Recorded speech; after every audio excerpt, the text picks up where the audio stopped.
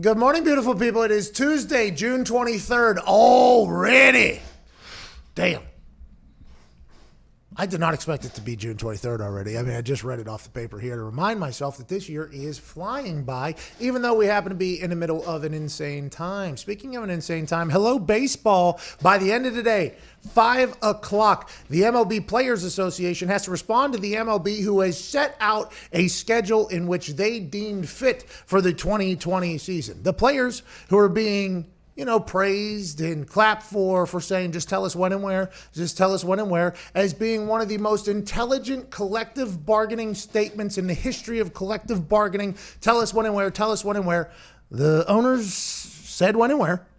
They said, hey, July 24th, July 26th weekend, we will start this whole thing off. It'll be a 60-game season. I know that isn't what you want. I know a 60-game season isn't exactly what you want, but spring training will start on July 1st. Tell us if you can report there. There are some health and safety measures that you have to okay. We told you when. We told you where. That is all you were tweeting. Now, today, by 5 o'clock, Rob Manfred and the MLB Players Association potentially will have a deal in place to play baseball in 2020. Now, I'm a little bit upset because the business of baseball, to me, has been much more interesting than the sport of baseball. But here we are with a season potentially being saved, a CBA being negotiated a year from now as opposed to happening right now, and maybe with a 60-game sprint, all baseball teams have a chance, even the bum-ass Pittsburgh Pirates, which is good news for us. Jet Passon said he'd been talking to a lot of players, and the strong conviction that he feels is as if the players will pass this. Now, there's a lot of things that have to get dived into. The health and safety of this whole thing, because they're worried about playing at the local stadiums because the local TV and the local radio markets give so much money to the MLB. Well, how are they going to be able to do that? Because Foch just last week said that the NFL wouldn't be able to do it without a bubble. Are they going to put a bubble over every single baseball stadium? And then are they going to have tunnels like you're in Minneapolis to walk from one to the other? I don't think so. So the health and safety things are have to get okayed. I assume there's going to be a lot of, hey, you might get COVID-19 if you come and play. That waiver is going to be in there. That's going to be in everything. But it feels like baseball is going to have a 60-game season. And we talked to Kevin Youkilis 2 weeks ago, and he said if it's not 80 games, don't even talk about it because it's not real baseball. But here we are at 60 games, and it feels like it's going to be something that gets done. The baseball owners and Rob Manfred said when and said where. Now the players have until 5 to say whether or not they'll show up there. At Nick Moraldo is here on the ones and twos, fresh haircut. At Tone Diggs is here, and big baseball fan at Ty Schmidt is here. Ty, last night as you saw this all unfold, Bob Nightingale had a rough night. Bob Nightingale last night. I don't know who he is. He's an OG, I guess, in the baseball world. He has insiders telling him wrong names. I mean, he had wrong things going on. At one point, his tweets were debating themselves. And then last night, it all got out that it is official 60-game season being set up July 24th to 26th that weekend. They're starting July 1st as training camp. What do you think, and how do you think this is all came to be? And do you think the players will say, yeah, let's do it? We talked about this ad nauseum, and we have, and it appears that Bob Nightingale didn't take our advice. You can't trust anyone. Like, he just has been seeing tweets. It's like, all right, there it is. We're ready to go. And that's just not the case. That's why it's like, I don't really care unless they actually say we are going to do this. And then you mentioned the health and safety. They've already closed down 2 spring training facilities for a bunch of COVID cases. So I feel like players might have an issue with that. But whatever. At this point, I'm so over it. If they play, that's awesome. If they don't, who cares? We'll look. Hopefully the NFL comes back. Well, I think the NFL is watching all this unfold, by the way. The NFL is going to watch the NBA proceed here business-wise because they have until tomorrow for the players to say that they'll come back for the tournament down in Orlando starting July 31st. The 2 players that already said they're out, they will not be doing the NBA's return to play the bubble in Orlando. Trevor Ariza, because he said that he is currently in the middle of a custody dispute with a baby mama, and he gets a month visitation with his child, and it just so happens to run exactly concurrently during this 30-day thing. Now, some people would say that the judge and or baby mama set him up for failure here, and that is an accurate statement, but he is choosing to spend time with his child as opposed to go to the tournament, and for that, we say, okay. Good dad. Okay. His team is not in it. They're in it, but they're not technically in the playoffs as of now. He is opting out. The Trailblazers, same team, Damian Lillard, who said, if we don't have a chance to be in it, I'm not going to play. I'll go, but I'm not going to play. They have a chance to make it to the playoffs, to become one of the top 8 seeds. It's going to be tough, but especially now with Trevor Ariza being out, could be a little bit more difficult. And the other player that says he will not be doing this thing, let me make sure I get his name right. Davis Bertans, is that his name? Mm-hmm. Davis Bertans. He has had 2 ACL surgeries, okay? And he plays for the Wizards, and he's becoming a free agent. And he said that he doesn't want to do it. And everybody's assuming this is strictly business. This is not because of COVID-19. This is not because of civil unrest. This is not because of maybe him getting to see his daughter or son for a month that he didn't know if he'll be able to do. This is strictly because in the past he has had 2 ACL surgeries, and he's going to be a free agent after this tournament. So he's strictly making a business decision. And I'll tell you what, going to be tough, I think, for a lot of people to take him seriously, because he's worried about playing 8 games because of his 2 ACL injuries in the past, whenever they're thinking about paying him potentially $100 million going forward. Now, I could be wrong. Adam Silver came out and said, hey, we will not judge anybody if they opt out of this thing. If he comes out and says, I live with my parents, the COVID-19 thing scares me, I don't want to be away from him, I might be completely misreading this, but the way it's been laid out for this gentleman is that because of his previous ACL injuries, he does not want to come back and potentially play in 8 games because he's worried about the potential business of the future. I respect that, thinking about the future, but I also understand that human nature is going to be like, well, if he's scared to play 8 games, do we want to give him a massive amount of money to play an entire season moving forward? Is he that scared? He already has 2 ACL injuries, but maybe he's thinking, listen, I don't know how much I've been getting after at this quarantine. Maybe my legs aren't as fresh and as in shape as they should be. The last thing I'm going to do is in these 8 games potentially ruin me getting paid. And I can understand thinking that, but I can also see the flip side of that thing where somebody who makes a decision to pay somebody goes, this is the guy that was scared to play 8 games. He's not even going to make money. And that's going to be the fallout. That's why when Adam Silver said, if people opt out of this, there'll be no harm, no foul. But once you start looking at it at all from a human standpoint, it's like, well, could you? I mean, it's going to be hard not to do that. At Viva Lazito, what up, dog? A little watch bomb here coming in hot about injuries in the NBA. NBA and NBA PA have agreed to put into place an enhanced insurance plan for players in Orlando that would cover career-ending injuries related to COVID-19 or conventional basketball injuries. Sources tell ESPN potential group policy would cover players for several $1 million. It's going to have to be more than several million. Just a little heads up. Yeah. Those NBA deals are much bigger than that. Woj, I assume, was just trying to type that out as fast as possible. But that is potentially an answer directly to our guy that we just talked about, who said, I'm not going to play because of potential future business risk. But I can't help but wonder, now insurance policies, I mean, I got a Lloyd's of London on my leg the year I got a franchise tag. I paid like $50-some thousand for it. Would have paid me $15 million if my leg would have got sawed off by something basically accidentally. That's the only way that would have happened. If for that insurance money to pay somebody, especially if it's going to be $10, $15, $20 million, it's going to have to be something severe. But even deeper than just the, by the way, this is a good idea. The NBA coming out trying to get ahead of all of this to try to help everything to, kind of ease the minds of players, potentially swaying whether or not they want to go or they don't want to. They want to go or they don't want to go. By tomorrow, they have to do that.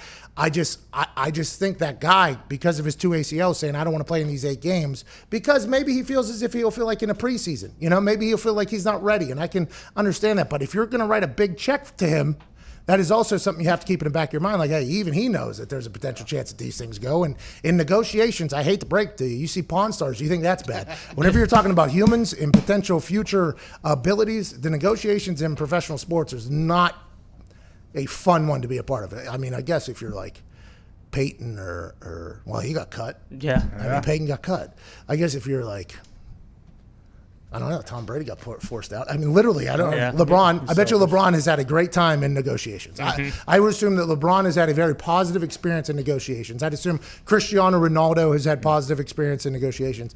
But I would assume the other 99.9% of athletes that you see, negotiations are not a fun time. There's a lot of things said. And I would assume the 2 ACL injuries were already going to be something that was going to be said. And if he doesn't play this, they're going to say it again, even though Adam Silver said, no, can't even bring that up, can't even mention it. What were you going to say, Diggs? So I looked it up, and he has been in the league for 3 years, Bertans, and he's made $15 million total. And then I just looked it up, and he's probably going to get around $18 million a year after this. So that would have to be a lot more than several million. Yeah. That old Woj was talking about that insurance, but that's a real thing. In the MLB today, they're voting to get back. Well, that health and safety be? How's that going to work out? In 60 games, Ty, you know much better than I. How many games is that for a pitcher? It depends. I mean, like typically you have a staff of 5 starting pitchers, and then they'll get injured. So you probably have like 7 to 8 guys who will pitch games throughout the year. But I would assume this year, and it depends if they don't want to burn a guy's arm out. But I think you'll see shorter rotations, and like guys who are making those big contracts will still maybe be pitching on 3-4 days rest. But I'm talking about for free agency. So if you're a pitcher going into free agency potentially after this season, this year could ruin a lot for you. Big right? time. You're going to get probably less than half as many starts as you usually would, and like we talked about with Uke and everything, like sometimes those guys will have hot streaks in the middle of the season after the All-Star break. You kind of have to come out and have your best stuff right out of the gate, which I'm sure a lot of these guys won't have. Yeah, you're looking at 10 to 11 starts probably per starting pitcher, and they normally get upper 20s to 30. So interesting. The business side of this and the fallout and the ripple effect is going to be interesting, let alone the fact whether or not we can get this off the ground, right? I mean, the COVID-19 numbers are allegedly going up in Florida, going up in Arizona a lot, but these numbers are going up. You got Foch coming out against a lot of things. You got these voting going on. It's all very interesting, this rolling back into, but with the MLB, MLBPA probably coming to an agreement today, the NBA, the MBPA probably coming to an agreement tomorrow, it really feels as, hey, maybe there's some optimism in the live sports world. Maybe we get this thing rolling. I guess some NBA teams are already traveling down to Florida. They're already getting down there. They're already doing their whole 14-day quarantine that they have to do probably. I mean, this seems like it is going down. And what will be the ripple effect going forward business-wise, health-wise, and how everything is handled moving forward? Hopefully this will maybe change the way basketball games are covered a little bit. They're supposed to have over 20 cameras on the court. I mean, this is going to be like a documentary meets a game, every single game. And then let's not even talk about the NHL, who's been just laying in the weeds.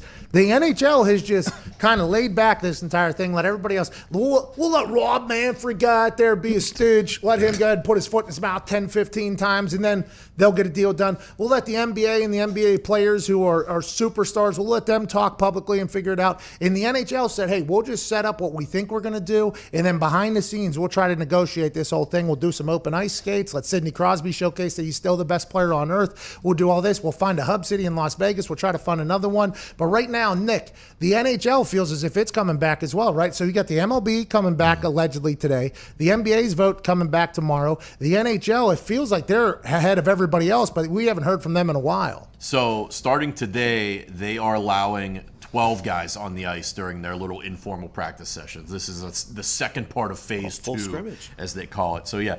But Steven Stamkos, captain of the Tampa Bay Lightning, tweeted out a little emoji, a little confused emoji, because the Tampa Bay Lightning's practice facility had to be closed down because so many of their players tested positive for the virus. Tampa Bay Lightning's owner was the guy that was meeting with Derek Jeter, Tom Brady, and Bill Gates. Jeff Vinnick. Terrible guy. So he's good friends with Bill Gates?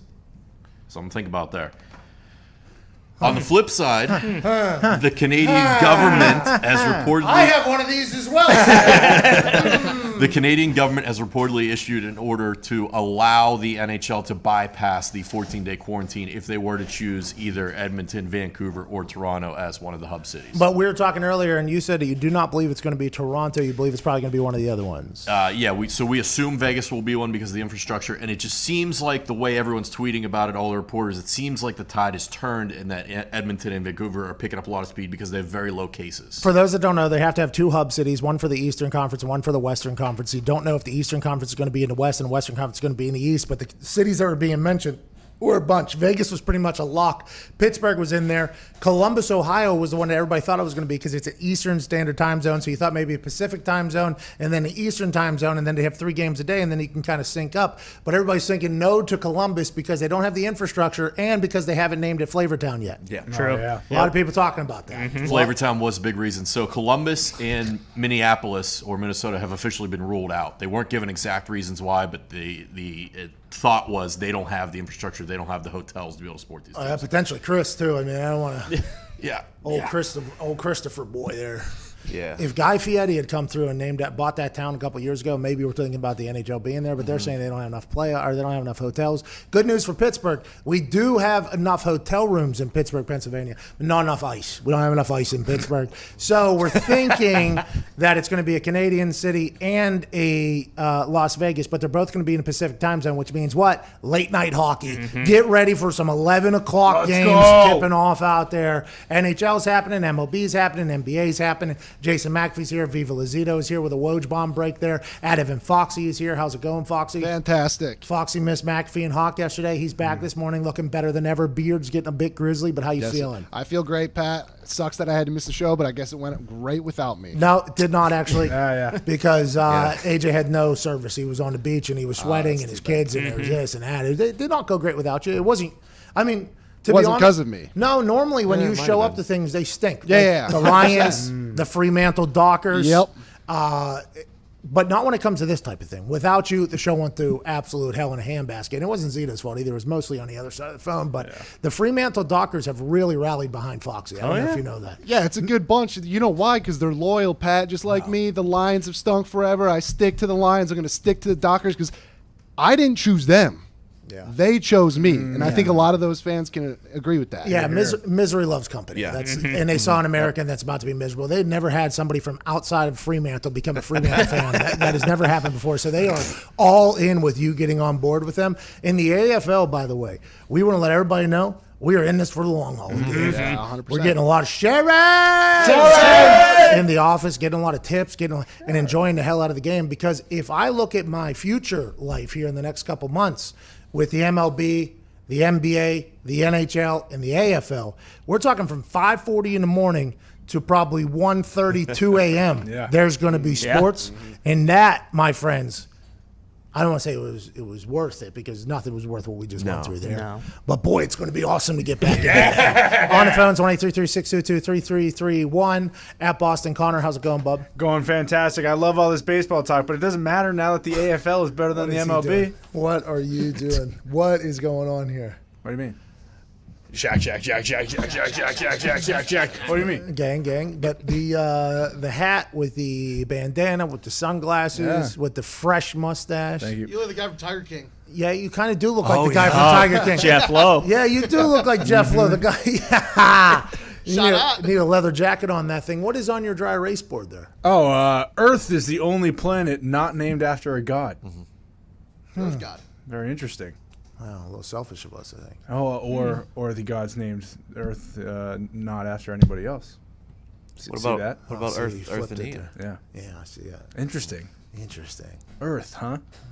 Who named Earth? Who did name Earth? Seriously? And at what point did they name Earth? And how did they land on Earth? And did they say, you know what, there's no gods named this. This is what we're going to name it, just so every other planet can kind of feel like a scuzzball. Did they start with girth? Is that how it started? And then they just took off the G? How many cease and desists have those gods sent to those other planets too? lot. All of them. Oh, Could you man. imagine how cease and desisting those gods would have to be? No, the Neptune humans merch. off of The it. Neptune merch was taken down immediately. So many Mars strikes over there, I bet. Oh, man. Jupiter, I heard, is the worst with it. Saturn, don't even get a twist with those rings. You want to put rings on a t-shirt? Nah, not up in this god's house. Saturn will chop you down by the knees. Maybe that's why we were named after a god at one point, and then we got so many cease and desist that we had to change it to just another name and said, to hell with it. We're done with dealing with this. That makes more sense than anything. Shout out to Earth. God bless it. Shout out Earth. Which god, though? Nobody knows. Zeus. 17 minutes. No. Whoa, the lightning god? I love Zeus. Did you say Jesus or Zeus? Because two answers there. Yeah, Oh. true. We all know that I am of Greek or Yeah, I'm a big Odin guy personally. Big Odin Greek sword. Gorgon. Norse. Greg Oden was so good. He was. Do you remember Greg Oden? Oh, man. Bro, when he was... Man, he Greg was. Oden, Greg Oden, Kevin Durant. Very good. Before those knees said I quit, he was a stud. He went to high school up by where I live. Yeah. Yeah. Lawrence North. I He's an think, right? Indiana guy? Him and Yeah. him and Mike Conley. Yeah, Mike Conley, the lefty point guard. They went up there. I couldn't even fathom what they were doing to people back in high school. Greg Oden, you're a big Greg Oden guy. Me too. Yeah. I'm a big Greg Oden guy. Is Odin a god? Yeah. He's the god. Oh, gee. Well, Odin. Interesting. He's the god of the Makes Norse sense. gods. Interesting how Jesus sounds pretty similar to Zeus. well. Well, Diggs likes to play that line. You know what I mean? Doesn't want to offend any Greeks or any of the Christians there. Just let me dance right on the line. Well, it's just interesting. I feel like that's one of the lines that I will go. What? Jeez, Oh, Tony. go ahead, Tony. Go ahead, do it. Go. By all means. Go run the race, my I'm a friend. Greek mythology guy. I've said it since the beginning.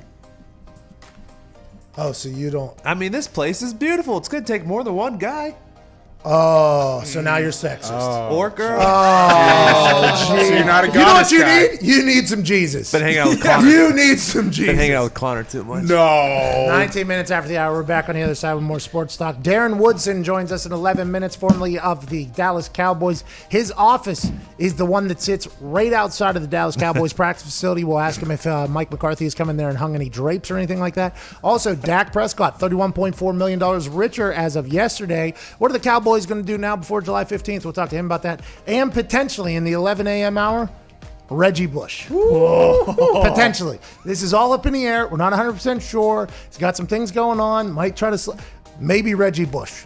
Just got reinstated back with USC. They're friends again. He was the face of college football. USC. You call it everything. Back to LA. Then it all went away. And now that they're doing the name, image, and likeness thing, it's kind of interesting. And now that Reggie Bush is who he is, I mean, it's very interesting. Can't wait to chat with him. That Heisman situation is one I heard a story in the locker room I'm going to ask him about. Now, I'm not sure it's public. And it might be an awkward spot to put him in, but I think the answer will be good for him and for everybody else involved. Hell yeah. Hell yeah. Hell yeah. But will he be on the show? We're not sure. 20 minutes after the hour, this is the Pat McAfee Show.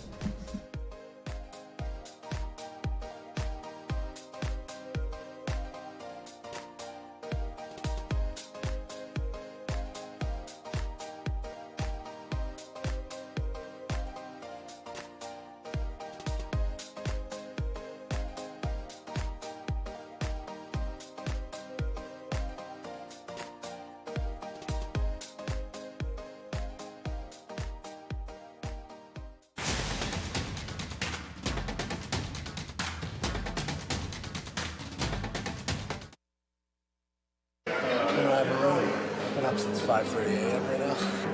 Had incredible meetings with the Memphis coaches and the Navy offensive coordinator. Got to record a podcast too. I mean, we got nothing but time. Nice dinner for Hasselbeck's birthday. This is my fault. I might be seeing you in the shop. It never ends, dude. I honestly don't know how it happens. You have a room? Yeah, it's a big room. You have a good room? It's nice. Take care of the boys. You know what I mean? I'll sleep on the street out here. I'll go busking with a guitar like I'm the next fucking Elvis. You know what I mean? I'll earn my way. This does seem to always happen. Are these couches available? Back to my pillow too.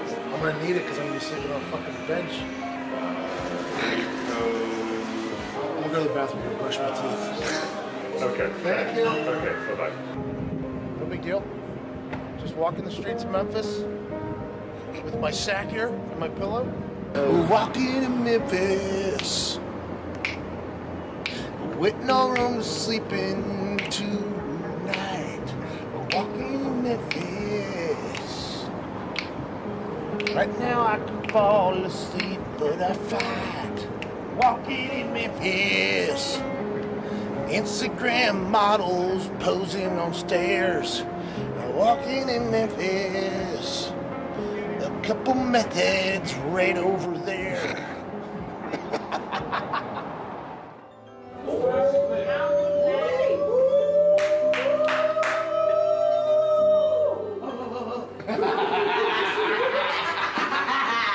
My last hotel didn't have a room for me. Baby, we have a room for you. Come on. Hold up. Do they set up a room for you already? I found you, baby. I got you. I got you. I got you today. Appreciate that. It's hour 14. Y'all take care of Patrick, all right? Boys, huh? King of the castle. Look, a view of the pool. All right, so now I gotta go to a production dinner and then record a podcast. Let's go ahead and do this. Just going, dude. I mean, honestly, today's tomorrow. Tomorrow was yesterday. You know, it just all kind of runs together. have a long walk. Yeah, it's a palace. We're going all night long. That was probably the longest day I've ever encountered. Longest day.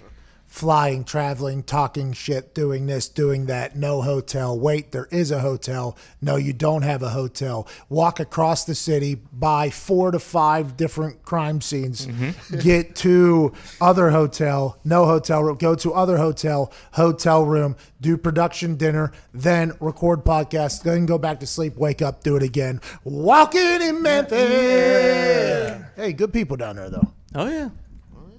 I mean, you know, get your throat slashed everywhere you go, but it's a great city.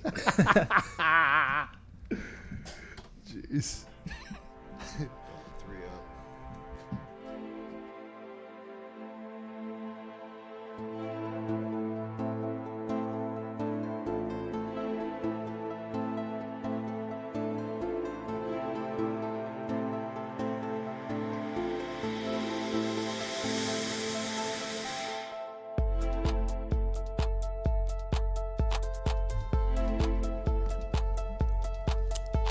Welcome back to the Pat McAfee Show, Tuesday, June 23rd, 25 minutes after the hour. Darren Woodson joins us in roughly 5 minutes. Can't wait to chat with him. We have some breaking news in the NFL world revolving around the Detroit Lions. As of this morning, the Lions have announced with no E that Martha Firestone Ford. So hold on, let me get this straight. Firestone Tires and Ford, same family? Oh, yeah. Damn. That's got to be nope. Bro, that has to be a good time to just have, money falling literally out of every crevice, including the crack of your ass at that point. Good for Martha Firestone Ford. She is stepping down as principal owner of the team. Her daughter, Sheila Ford Hamp, will take over. Shout out to Sheila Hamp. She is now the owner of the Detroit Lions. Foxy is a diehard Detroit Lions fan. I think a lot of people have said, hey, she needs to step down. Okay, she needs to step down. Bingo. We need somebody else's brain in there. We got the same coaching staff as last year, same front office as last year, but now we have a new owner. What's going to change, Foxy, and how do you feel? Tuesday, June 23rd, Pat. This is it. The Detroit dynasty has started. I'm 25 years old. I've never seen a playoff win. Martha, see you later. Get out of town. Hello, Sheila. If you talk to anyone, they say, what's the problem with the Lions? And it's always been ownership. Now we got a new one. No offense, Martha. Same owner. Yeah, same exact owner, same family. Actually, No. was born and No. raised in the Martha business. nope. So no, he's going to act the same exact way as Martha. It's just her daughter taking over the day-to-day now. No, that's not how this. Martha was 94 years old, Pat. You don't think What are you Sheila's saying? potentially going to? You think Sheila's going to want the Lions to win, or you think Sheila's potentially wanting the Lions out of the family? Sheila knows that we have Thanksgiving football every single year, and she also knows winning. This is the year I get to see a playoff win, Pat. Here we go. Sheila Ford Hamp comes in relief of her mother.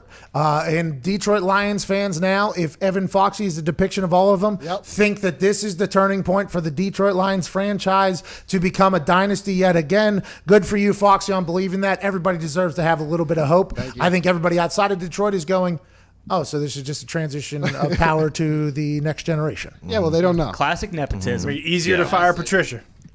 That's all it is. Well, that's our guy.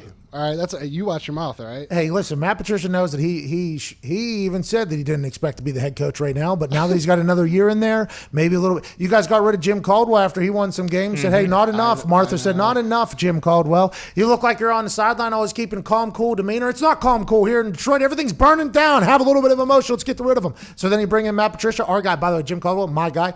Matt Patricia, our guy. Yep. You bring him in. He doesn't have much emotion on the sideline either. He's got his pencil. He's just kind of hanging out. If they don't win this year, I'll be excited to see what move Sheila makes because she's probably had an envision of what the Lions should be. Look for potentially new logos, new uniforms, new daily game operations. She's been sitting back behind Martha this whole time like, I think we could do this better. We could do this better. We could do this better. Or she's been there alongside Martha the entire time saying, good decision, good decision, good decision. And then that will mean that there's literally nothing happening at all in this entire thing. Or she's saying, I hate this team, and she sells them to Amazon. Yep.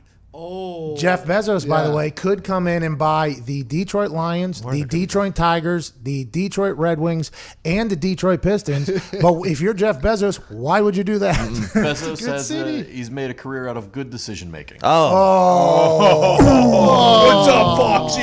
Oh, Sheila. You think Sheila's husband, I looked it up, Stephen Hamp, gets made fun of at all the family barbecues for not having $1 billion company named after him? Or Does he not? like Firestone and Ford? I would assume that Stephen Hamp is not just some. I would assume whenever Is that the the Hamptons? Firestone and the Ford's families come together, that there is some sort of, I don't want to say selection pool on who you're allowed to marry, but I would assume you don't just let some stooge in the family. I would assume Mr. Hamp has done a little something. Or, by the way, his name would now be Stephen Firestone Ford. He would take her name if he has it, I would assume. I think he started all the Hampton Inns. I'm pretty sure. It's saying here he's a Michigan grad. Oh, he stinks. Good school, but he venture stinks. capitalist. Just for venture capitalist means he invests money. Okay, it's funny that was real strong. He's around a lot of money, Mr. Hamp. But Michigan, by the way, gets a bad rap, obviously for a lot of reasons. Yeah. Ann Arbor was gorgeous. Good school. I have never seen very a nice. university like that before. There was just Bentleys parked in the front of houses, and these students were just having the time of their life. I was like, damn, I understand why if you go to Michigan, Yeah. you want to let everybody know you went to Michigan because that experience up there was insane. Yeah, I'm a Michigan State guy. I'm supposed to hate Michigan, but it is very nice, and they know it, and they will let you know. Yeah, and to be fair, Michigan State stinks. So Come on. So Come on. maybe Sheila will save Michigan State too. You know what I mean? wow. Maybe this will be Pat. maybe this will be your god. I woke up. I woke up wearing this Honolulu blue. Knew it was going to be a good day. Attaboy. This is it. Attaboy. This is Honolulu it. Blue. That's what it's called. Yeah. All right. Yep. We should probably call Darren on the phone. Zito. We'll talk to him about. He's in the Cowboys Ring of Honor. We'll talk to him about Dak Prescott signing the franchise tag. We'll talk to him about how are the Cowboys going to afford everybody. Honestly, how they've paid everybody. It's like what the Los Angeles Rams did. And the Rams went on that run, and then they score like 4 points in the Super Bowl. They lose, and then they have to implode that entire team because they paid everybody. The Dallas Cowboys might be running into that. To join us is a 3-time Super Bowl champ, 5-time Pro Bowler, All-Pro, Cowboys Ring of Honor member, ladies and gentlemen, Darren Woodson. Everybody, Darren! What's up, Pat? How you doing, bro? I'm great. Thank you for joining us again. I see you're not at your office. You have a lovely painting right behind you there. What do we got going on? No, that's please. That's not a lovely painting, man. That's just I'm not gonna put my wife on blast.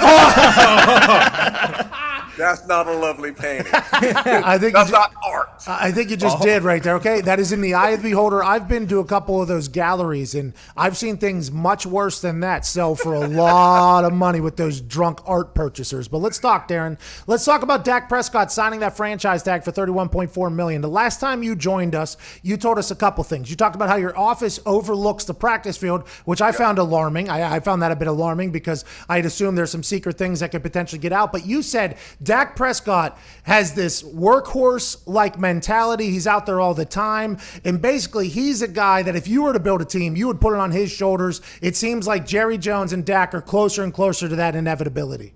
Yeah, I think they're getting closer to that, and I would not be surprised in July, which is going to be the deadline as far as them redoing a contract, that they get this thing done at some point. But, again, Dak Prescott has been that guy. He's done everything this organization has asked of him in his tenure here as a Cowboy. He came in his first year, he became an instant leader. He was a guy that showed up every day and consistently did the things that they asked for him to do and beyond. And one of the biggest problems that this organization has had, even before Dak got here, was a leadership issue. A ton of talent, but couldn't get over the hump because they didn't have those guys that were true leaders that helped them. Now you have a young kid at your quarterback position who's willing to go that extra mile, and he still doesn't have a long-term deal. So this is, for them, I think the Cowboys are looking at this saying, listen, we got to get this deal done.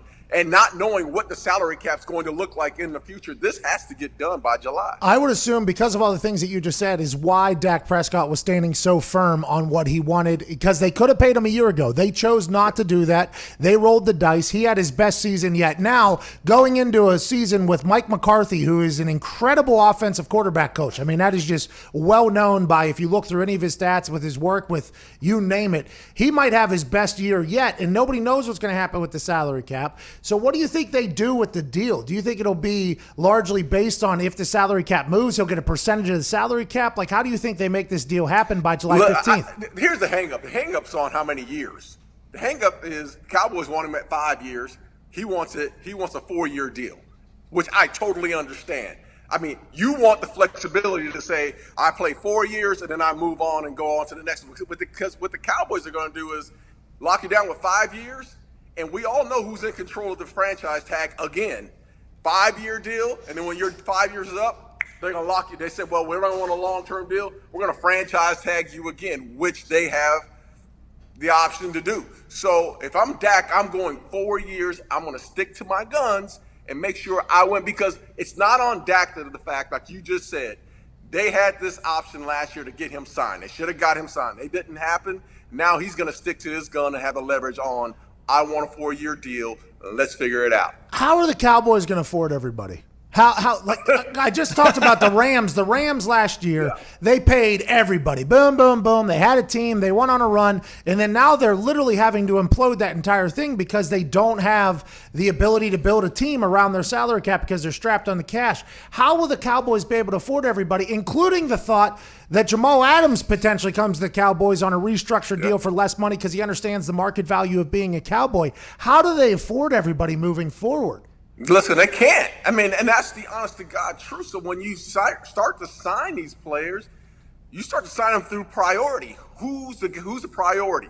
Dak Prescott's the priority, but he's been sitting there waiting on Amari Cooper to get signed, on Ezekiel Elliott to get signed, on Zach Martin to get signed. So he sat there and waited. This is not his problem. Trust me. This is not a Dak Prescott problem. This is a Dallas Cowboy problem. And that problem has to be, and you know, as any other team, as you're watching with the Rams, you're going to lose players, good players, superstar players in order to get your guy signed. And that's going to be the offensive line. They're going to take a hit, which has been their strength for the longest time.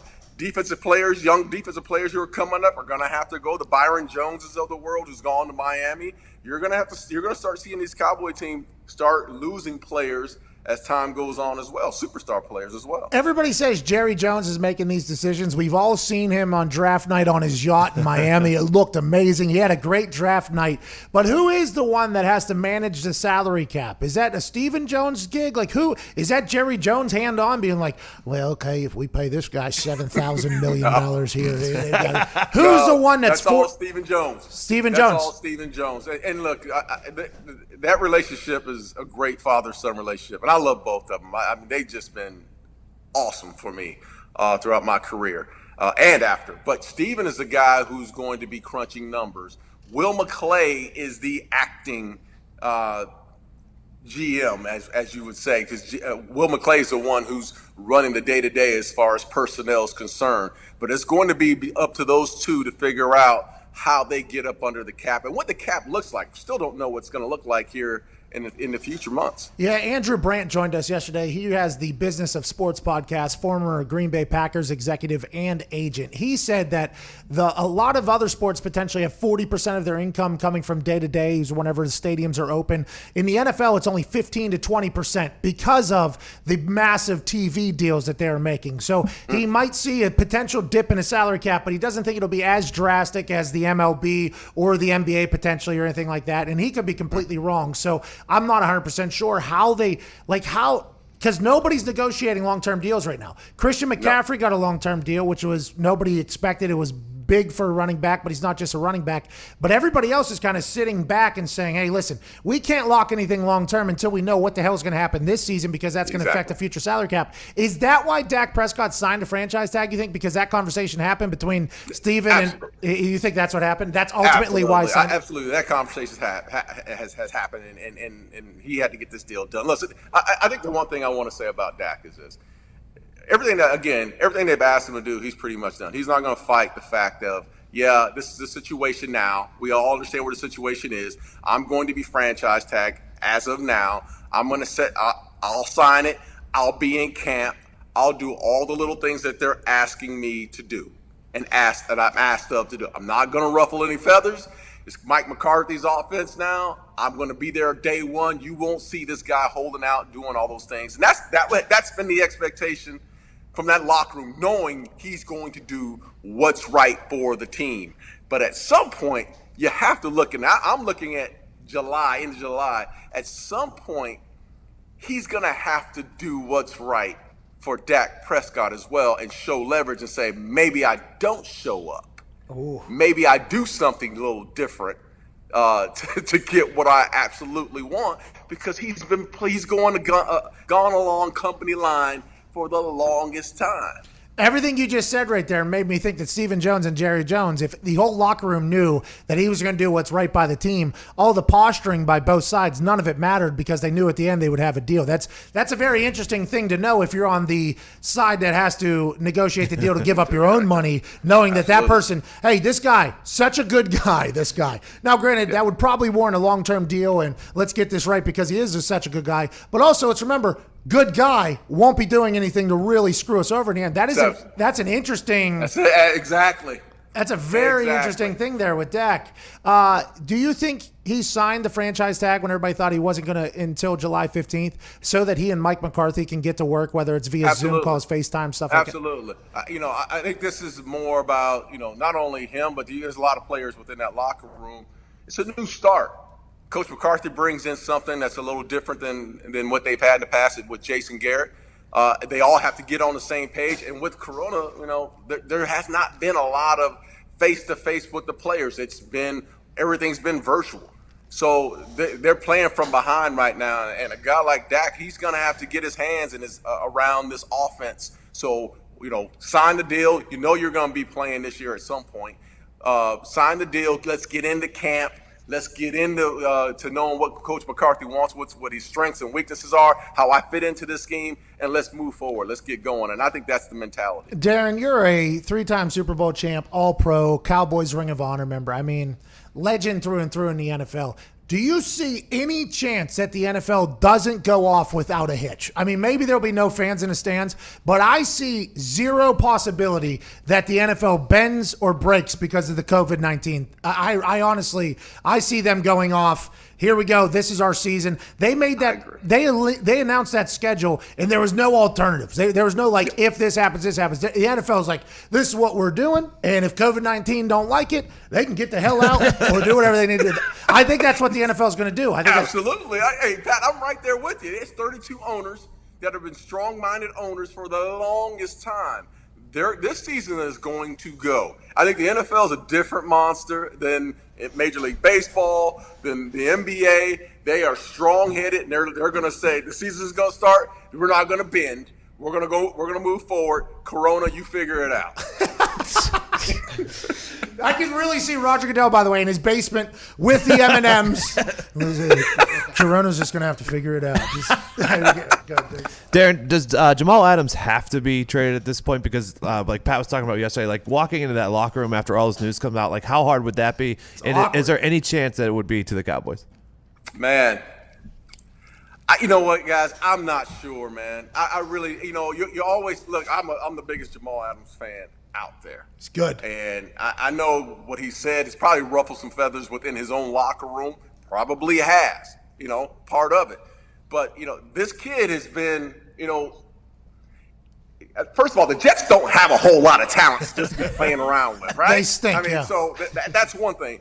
And you're talking about their top 2-3 guy, best player on their football team outside of Sam Darnold. So, this is a guy that you need to get signed. Don't play games with him. Get him signed. He's a young football player. Get him signed. Now, if they do trade him, I don't know if it's, we always say, well, a player is going to go to a certain team, and it never happens. It never happens that way. He ends up going somewhere else. They find another trade partner, and they move on. Do the Cowboys want him? Absolutely. Are the Cowboys going to be willing to give up what the Jets want in return? Probably not. I don't think that's going to be the case. I think the Cowboys are going to play hardball in this situation. We talked about this the other day with Jamal Adams wanting out in the Instagram post. And then I believe just last night, he said he's going to miss balling with another Jet teammate. So, I mean, he's doubling, tripling down on his message that he wants out of there. And obviously his agent talked to Schefter and list off all these things.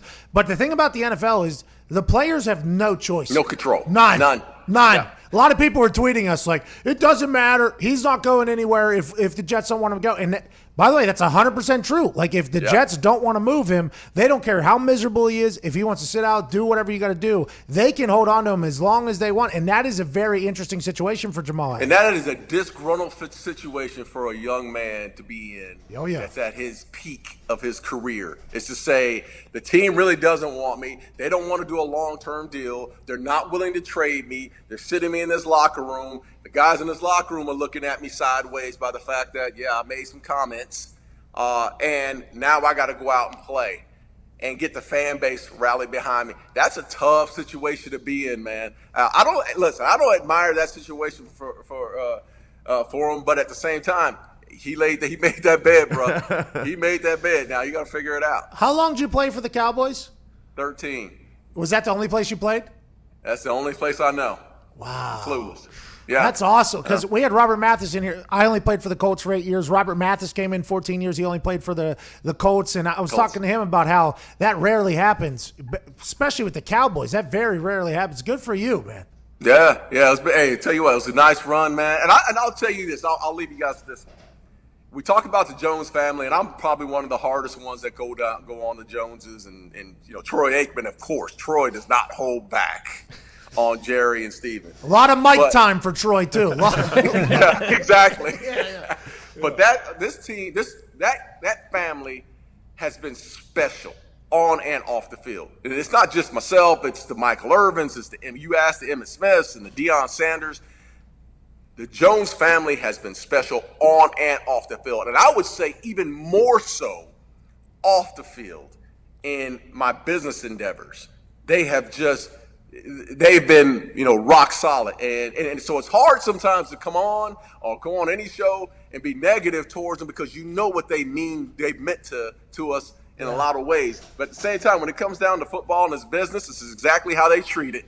You have to go at them the right way, because if you don't, you sit back, you're being fake. Okay, we have to get to a break here for radio. What's your podcast? Are you still doing your podcast? Yeah. Hey, am I still doing it? Come on, Pat. Darren Woodson show, man. That's every week, brother. Hey, tune in. Diggs here listens every single week. He hasn't given me an update in 2 weeks, so that's 100% on. Diggs, that's on you, Diggs. Yeah, I'll blame him. That's on you. I will blame him. But every time you talk, I enjoy the hell out of it. I appreciate you joining us. Ladies and gentlemen, Cowboys Ring of Honor member, Super Bowl champ, All-Pro Darren Woodson. Thank you. Hey, that painting is very nice. Very nice painting. Very nice. All right. We got to get to a break. We'll be back on the other side. 46 minutes after the hour. This is the Pat McAfee Show.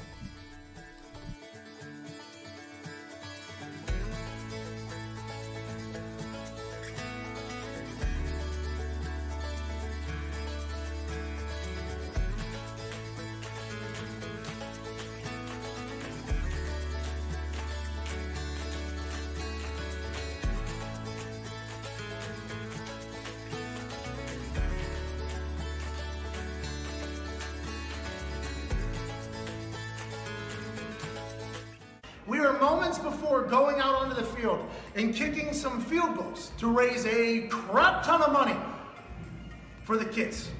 And I'm about to become an old man. Said I do this, then I do this, then I do this. Oh, Cuzzy. Oh my God. You want a little bit of that, Grandpa? Hey, you see, you go, and then, I'm just so excited we can raise some money, because that's what we're here for. What's going on? Hey, hey, hey. It is hard to see down.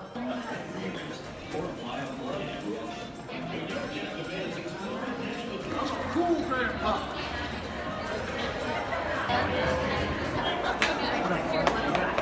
There's no way I lived this long in real life.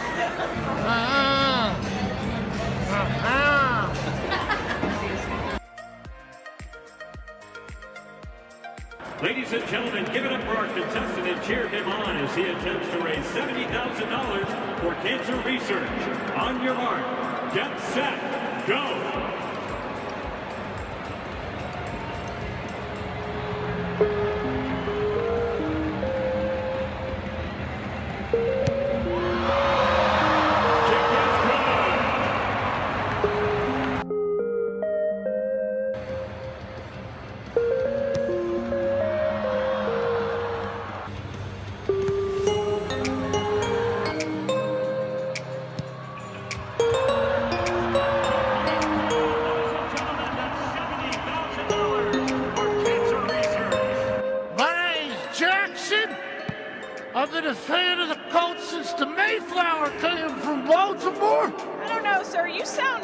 familiar. This is the greatest city on earth. And ladies and gentlemen, it was my honor to raise $70,000 for cancer research. Sorry, I missed a couple. I'm an old man. Let's go. Let's beat Ladies the and hell out of gentlemen, the give it up for Pat McAfee and $70,000 towards cancer research. Go Colts! And the ball's leaning back.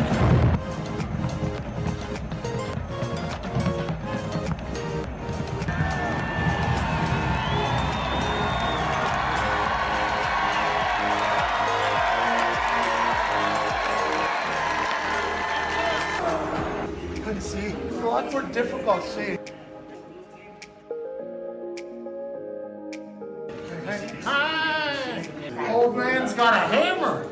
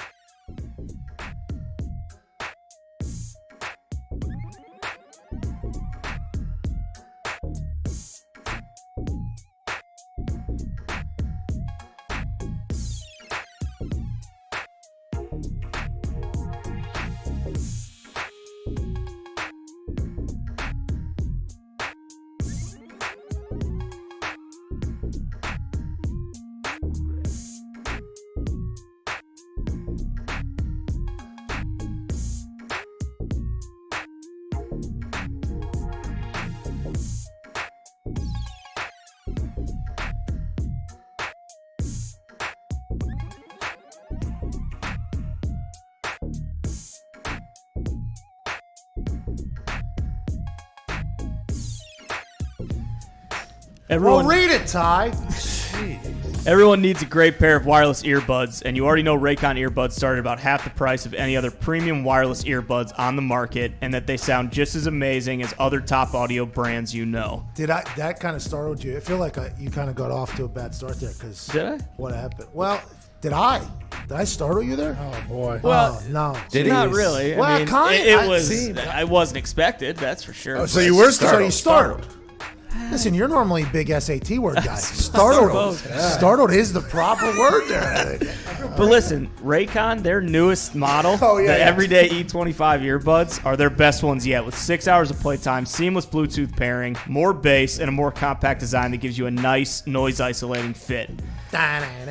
Their wireless earbuds are so comfortable, they're perfect for conference calls, video chats, or binging podcasts. Ooh.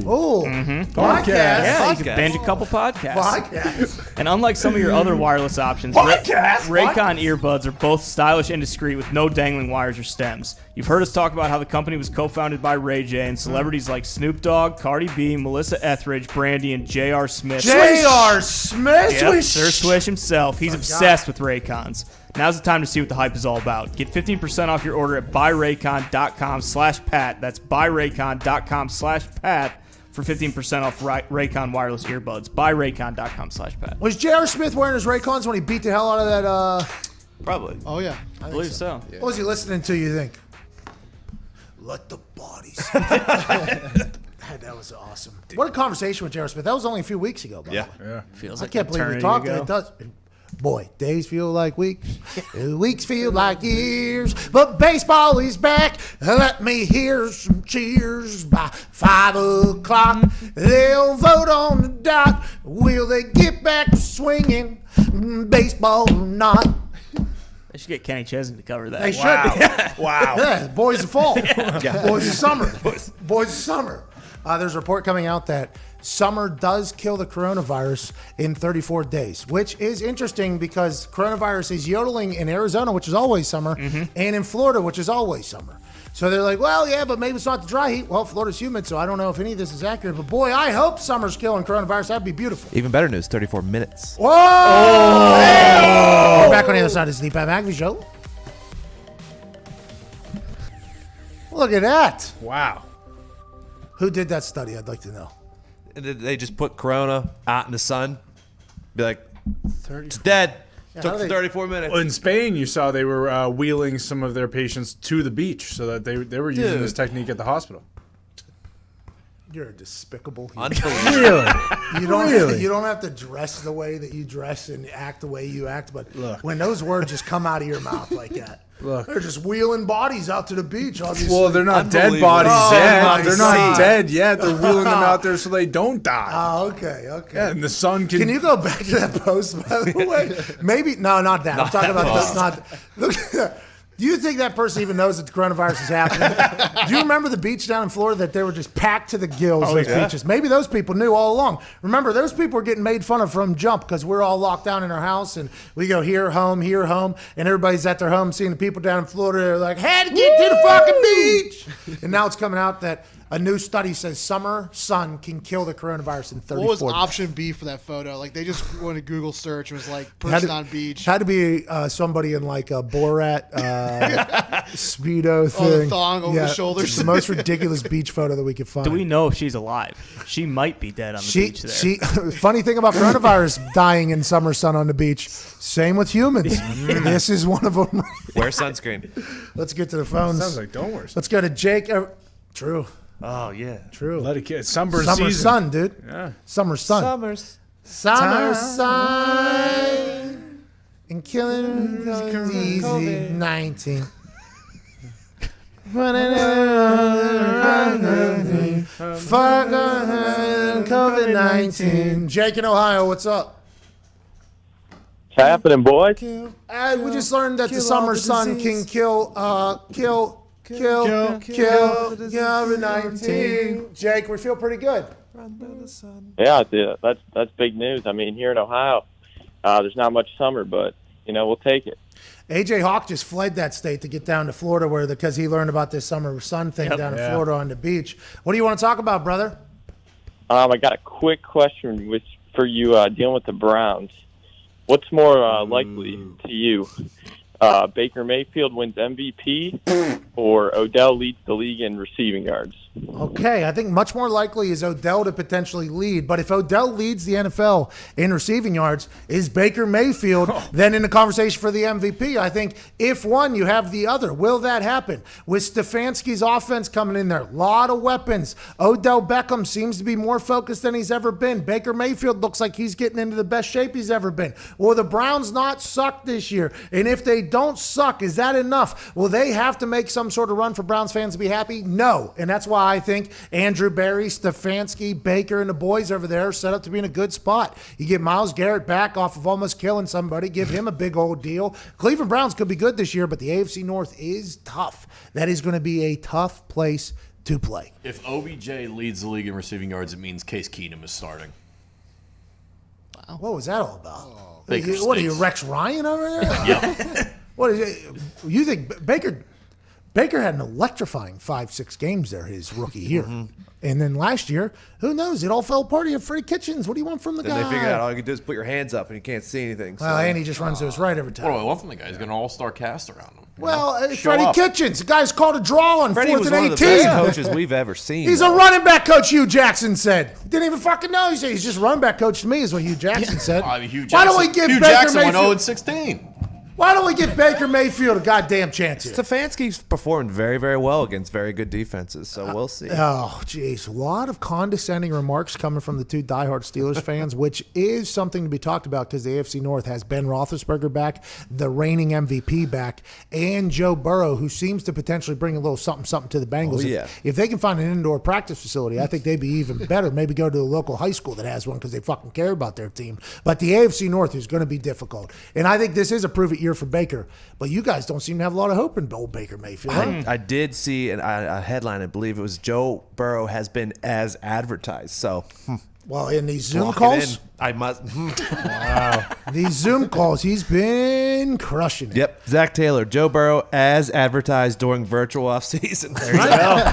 Hey, he's got a cigar in his fucking room. He's on the Zoom, cutting it down. Joe Burrow, though, he does have that. I think the it factor you need to win in the NFL. There has to be some sort of savage in there to win in the NFL. It's just how it's got to be. You can be a nice guy, which is great, and people love it. But to win at quarterback in the NFL, I think you have to be a little bit of a savage. And I believe Joe Burrow is a savage, I think. He's going to do something over there.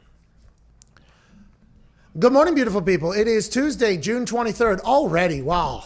Wow. Where'd the time go? Minutes feel like hours and days feel like weeks, but here we are on June 23rd, and it's already almost into the knuckle deep of summer here. And speaking of summer, what do you think of when you think of summer? You think baseball. Today, June 23rd, 2020, will be a massive day in the MLB's history. The MLB last night proposed a 60-game season starting on July 24th or 26th in that weekend. Spring training 2.0 would be July 1st, and there's some health and safety precautions in there. And now the MLBPA, the players who have been tweeting, tell us when and tell us where, have until 5 p.m. Eastern Standard Time today to answer whether or not they are in. Jet Passon, friend of the show, ESPN MLB insider, who's saying that he has talked to a lot of players, and a lot of players are saying, yep, let's do it. It's not exactly what we wanted. It's not exactly what we were asking for. The prorated thing's a little bit messed up. It would have been better before than it is now when it comes to prorated thing. But we are doing damage to the sport that we love, that we no longer want to be a part of. We just want to get back out on the diamond. So congrats to the MLB getting a deal done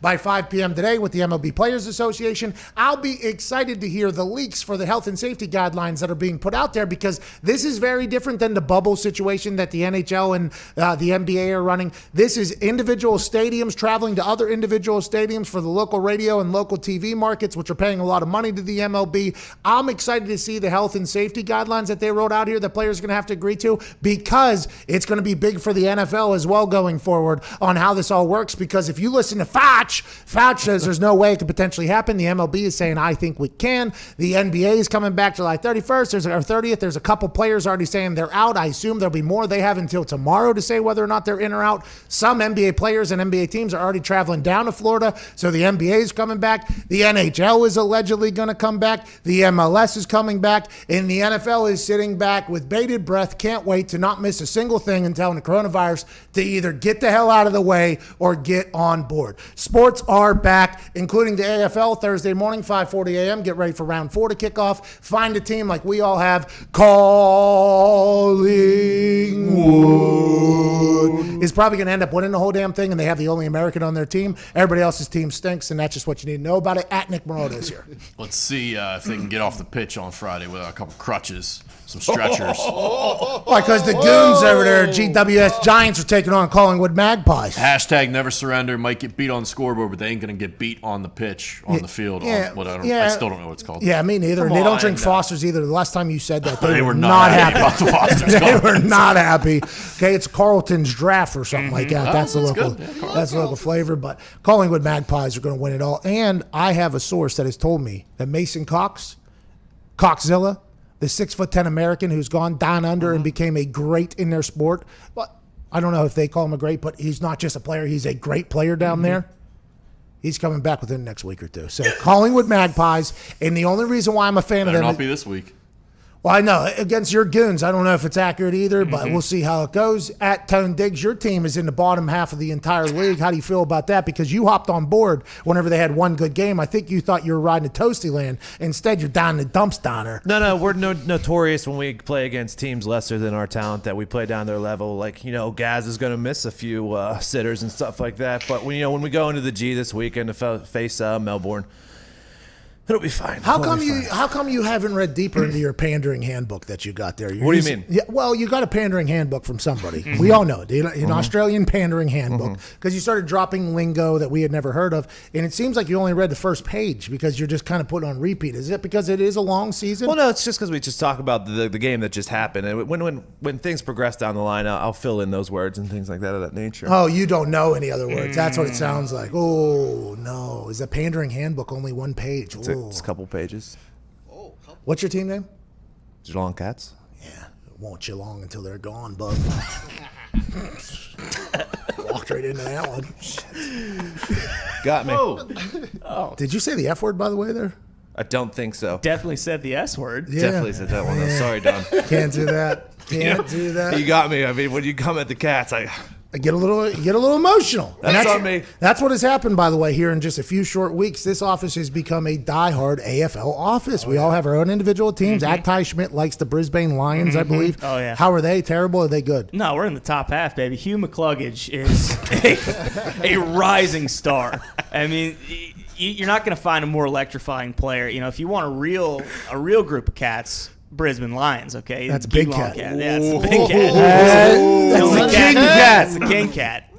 Seriously, watch Hugh McCluggage. Yeah, he crushed on Saturday. Yeah. McClugg's is a beast. Yeah, he is legit. Australians watching us talk about this, I think they're starting to entertain them. It's starting to become more entertaining to them because I think they're starting to get us as people. Yes, we are idiots. And yes, this is how we break down football over here too, by the way. Good names, probably going to be a good team. That went through. Jason McAfee has not picked a team yet. I do not believe. Jay, do you like a team down there? You're... Not yet. I'm gonna have to do a little research. Jay's waiting until the finals. Yeah. Smart. Not the Smart. finals, but Genius. give me a No, couple finals weeks is their playoffs, by the way. Oh. Their playoffs is finals, and then the grand final is the, Gotcha. the The Super big Bowl. one. The Yeah, big the one. championship. Yeah. Jay, maybe just hold out until the finals and maybe get a team that we know is in until the end. Because a couple of the boys here, especially at Evan Foxy, who picked the Detroit Lions of the entire league. And unlike the Detroit Lions, the Fremantle Dockers did not just pass the team down to the daughter of the family, but the Right. Fremantle Dockers, they seem to be a team that even their fans know stink. Yeah, no, they're just a young team, Pat. They got a lot of draft picks that are still waiting to develop to get into the league. Nat Fife, the MVP of the league, is going to have the boys ready. All right, they're going to turn it around. It's early, all right? There's only been 3 rounds so far out of 17. So they've been explaining to me via tweets every once in a while how the MVP thing votes. The officials vote each game on who the I MVP like is. that. So if you're on a dog team, you're going to look like a superstar. Yeah, true. I guess there's one that the players vote as well. Nat Fife has won both.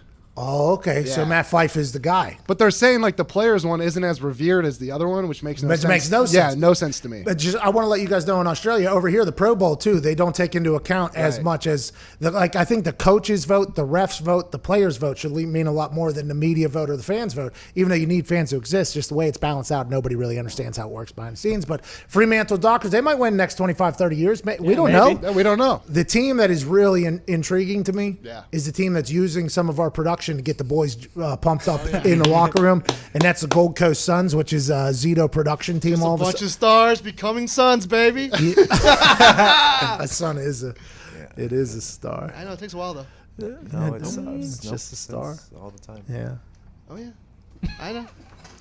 Have you and the Gold Coast Suns been in conversation? Yeah, it's in a whole package. Yeah, they sent you a package, or you They sent that? will. They will. I will be. Are sending you them employed by the Gold Coast Suns? Hey, we need a couple highlight tapes. Can we get for the boys here? We need them by 2 a.m. Whatever it takes to be a winner, I'll do it. The Gold Coast Suns, I guess, are potentially going to be around the long haul. I'm excited to see if your videos lead them. And by the way, if you cut them a video and they lose, will Zito still continue to put in the effort to cut them another video after losing 1 week? TBD. Our teams play each other this week. Oh, Big wow. match. It's a bye week. Come on. No video needed. No video needed. At Boston Connor 1-833-622-3331. You can talk to this guy that looks like the guy for Tiger King. Connor, who's your team now?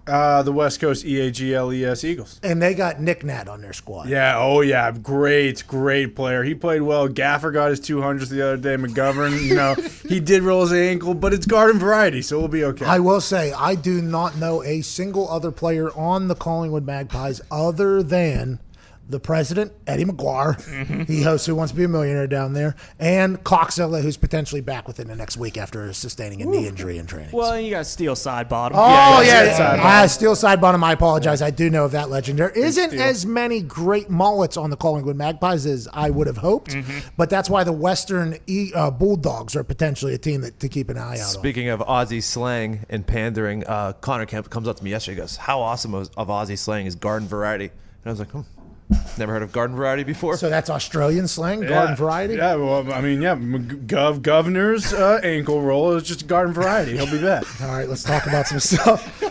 The AFL. The governor.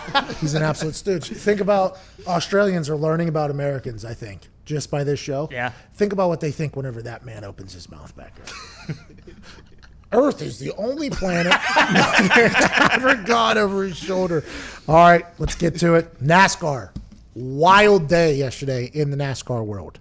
Emotional day, obviously, after what happened in Bubba Wallace's garage and what was found in there by a crew member, set forth a lot of reaction by a lot of people. It was emotional for a lot of NASCAR fans because a lot of NASCAR fans feel as if they're potentially turning the corner in becoming a much more welcoming league, a much more welcoming sport. And then whenever something like this happens in Bubba Wallace's garage, they think that it's kind of taking a bunch of steps back. But I think yesterday, the world and society answered and NASCAR answered. The push of Bubba Wallace's car by all the other racers and crew up to the front where Bubba Wallace took a photo. Obviously, that entire scene was a majestic one. And then once you get to the race at Talladega, yeah, Bubba Wallace led for a lap. He ended up in 14th. But once you get to the race, that finish was legit photo finish by a nose. The winner, obviously, is a guy named Ryan Blaney, who we all knew existed before this race last night. Big NASCAR show. Ryan Blaney edges out, I think, Stenhouse Jr., I believe. I'm not 100% accurate there. I believe he edges him out. In third place, comes through sideways. Okay, so third place came through that son bitch sideways. Talladega, from beginning to end, was filled with drama. The last lap there was insane. There was people making moves. And old Blaney was cutting people off, by the way. He was doing some real driving. I mean, there was some real driving going on. Couldn't ask for a better finish in Talladega, which, by the way, is in Alabama. What? Talladega is? He's in Alabama. We learned that yesterday. Connor, we learned that yesterday. It's a shame that big NASCAR guy. They don't race that hard in the last minute, like for all 500 miles. Well, did you see? I think there was no less than 70 cars got wrecked out in that. Oh yeah, there was 20 cars within 100 yards at the finish line. Well, and also if you go back to like turn 2 or 2.5 there on the back straightaway, there was a massive accident, knocked out like I think 15 to 20. They're gone, and then 3 turns sideways as it goes in. I mean, Talladega opened some eyes obviously early. The world came together. Bubba Wallace's speech afterward, obviously very emotional. A whole new fan base is coming to the sport of NASCAR, and it was electric, by the way. That was an electric finish. Awesome to watch. Middle of the week, got nothing going on. Here we go. Let's watch some cars. That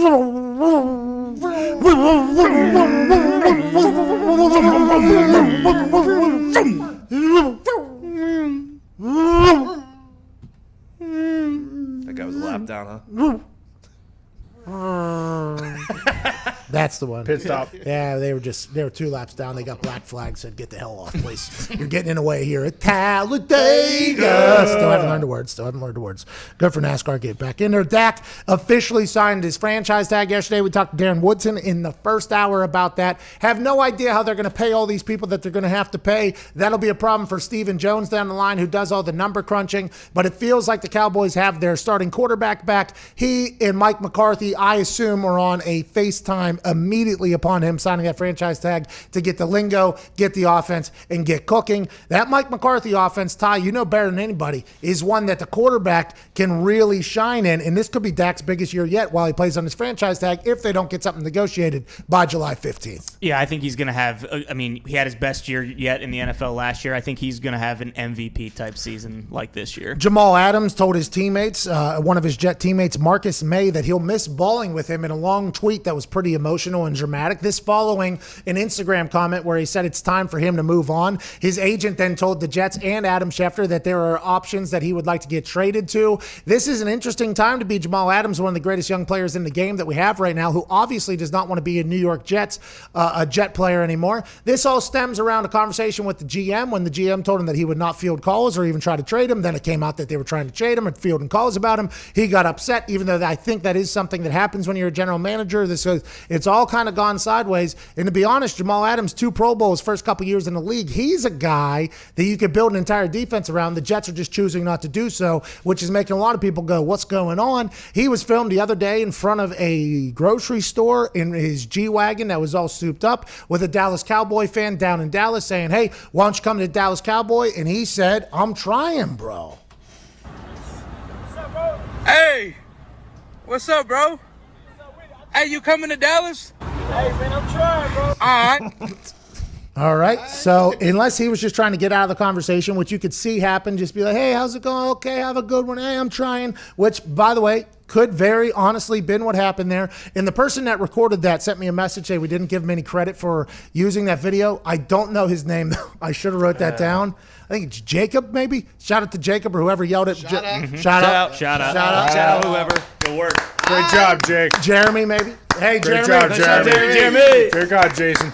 Jason, way to go, Jake. Good job, Jason. Happy birthday, Had a boy. Great job, Jeff. Had a boy. Shout out to him. Having a conversation with Jamal Adams there.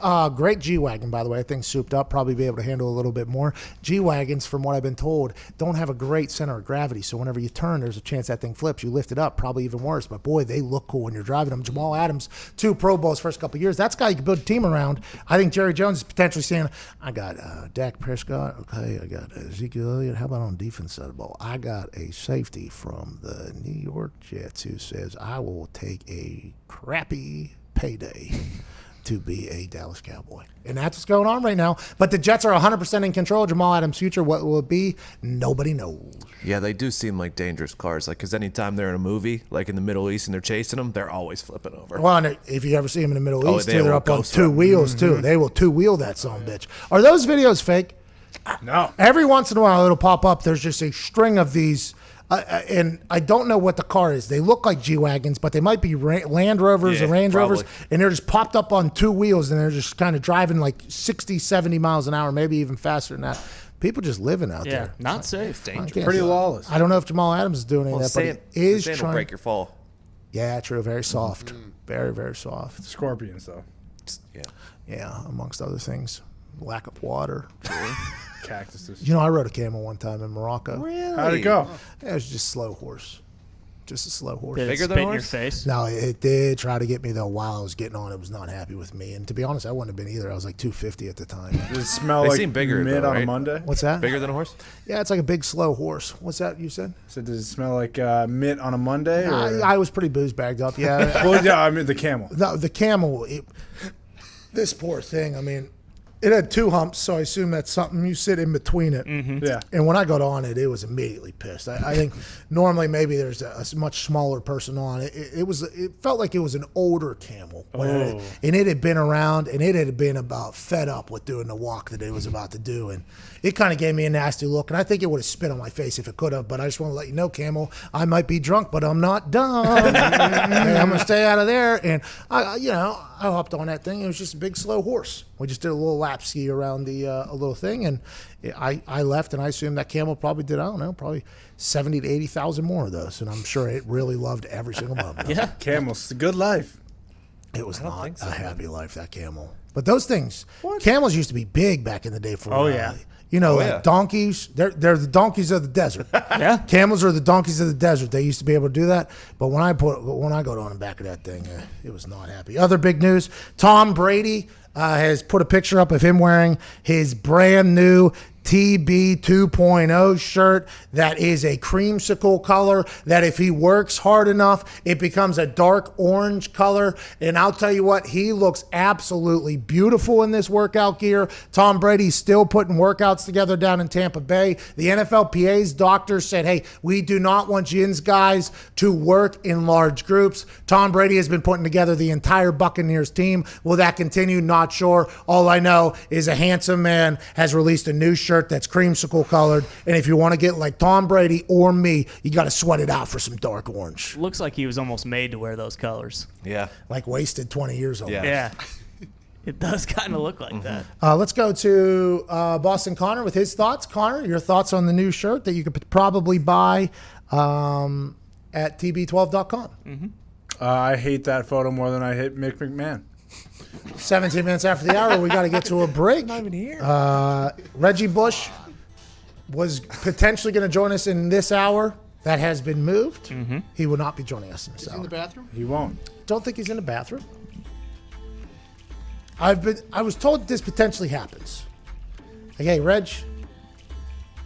I was never given a definite Reg is coming. He's elusive. Just a potential, most elusive player in college football. He might come on, is what they said, depending on his schedule. So we're still trying to, kind of.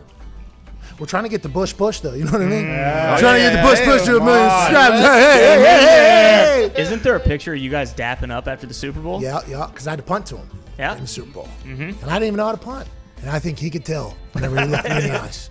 18 minutes after the hour, we're back on the other side. This is the Pat McAfee Show.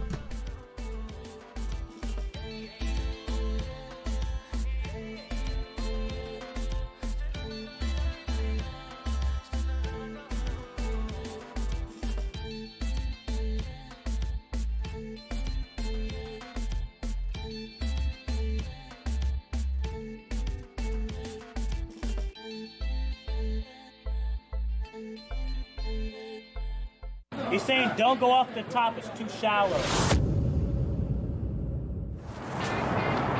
See that belt buckle? All you're going to hear this stadium do is they put the big paw up, they start shaking it, they go, whoa.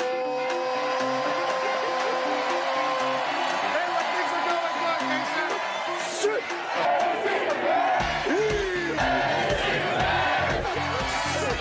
Yeah, he loves the defensive side of the ball. He said yesterday to me that this is a blue-collar team. They win it on special teams. They have 5 block kicks this season. The defensive side of the ball, Lynch leads the Big 12 in sacks. But also on the offensive side, Denzel Mims is an absolute animal. He is a weapon. Charlie Brewer, the quarterback from Lake Travis. His dad was a quarterback in Texas. Yeah. His grandpa was a quarterback in Texas. And the people here in Waco just so happen to get a chance to see Charlie Brewer on a daily basis. Hey.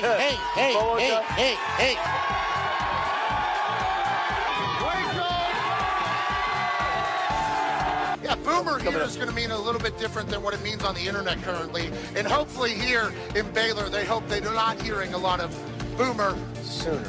Everybody wants to be a punter, including quarterbacks. If I was a quarterback, I'd want to be a punter as well. 0 yards on that punt. That's an embarrassing situation. The dock dance that gets on national television has led to a lot of losses, but you got to respect the hips being able what sign am I going to make for college game day? Well, I want to make something creative. I want to make something fun. No, to hell with it. I don't like OU. It's so thick. Look how thick that thing is. That's years and years of patience. You're heading right for the boat. Right now? Okay, let's do it. We are out here on the Brazos River, which you can take a boat to the game. One of the only stadiums in the country that you can do that. It's beautiful out here. A lot of people would say, this is the last time I'm going to be on game day. The last time I allegedly did what I'm about to do, I ended up in a jail cell. Let's go!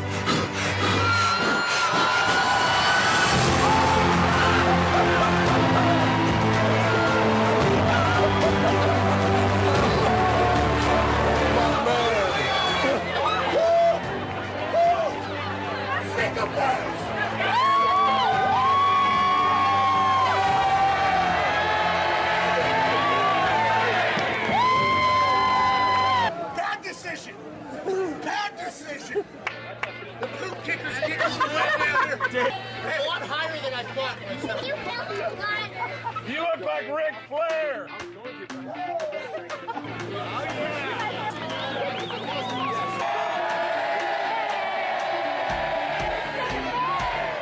That was a sellout, by the way. That was beautiful. Maybe other shirts? Yeah, hold on. You need to go get changed before you get sick. Great work, Rush. I'm actually not that cold. Hey, I went for it. My chest hurts.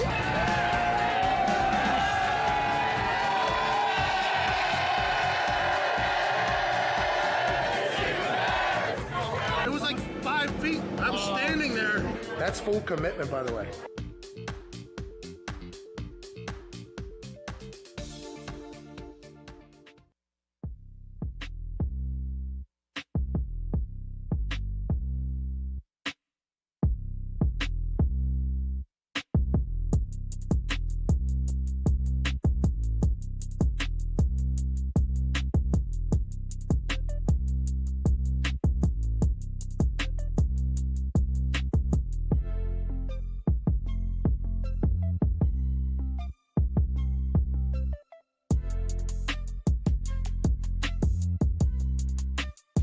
If you're listening to the show right meow, I want you to take a second look down.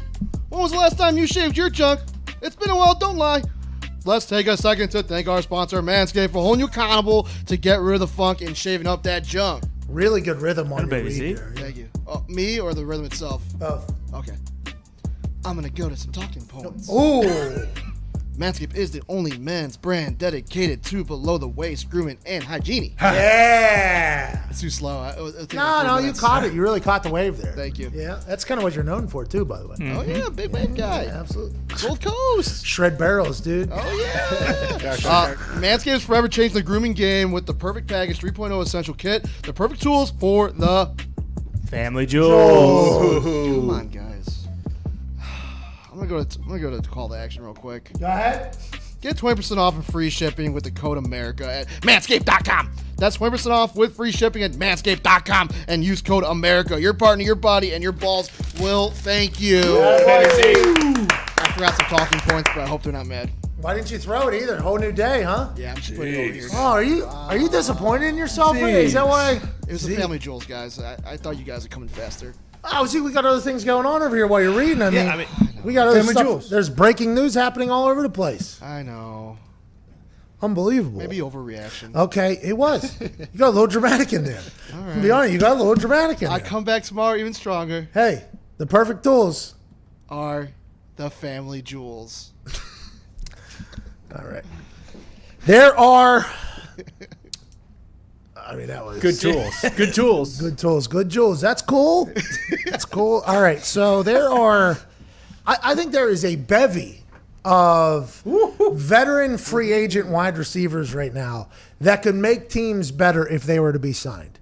And if you look at the way teams are being configured, it's a lot of young players because the contracts are a lot smaller. The way the CBA was negotiated with a veteran min and a rookie min, there's like a $500,000 difference there. So whenever you cut two veteran players for two rookie or younger players, you're saving yourself $1 million. That $1 million can go somewhere else. So the way the CBA was configured was supposed to be a way to guarantee more money for veteran players, guarantee more roster spots for veteran players. But actually, it worked the complete opposite. It actually started getting rid of the older special teams guys because their minimum contract was worth so much more than a rookie or a younger player's minimum contract. And it just kind of got a little bit tangled and confused. But I think there is a slew of veteran free agent wide receivers that are currently out there that teams could get for relatively cheap because nobody has signed them in a couple years that could make teams immediately better. I got my top 5, and I'd like to go through those right now, shall we? Yeah, At number 5, I believe Percy Harvin is a guy. We just saw a video of him sprinting through a parking garage a couple months ago. Whenever he was playing and he didn't have the migraines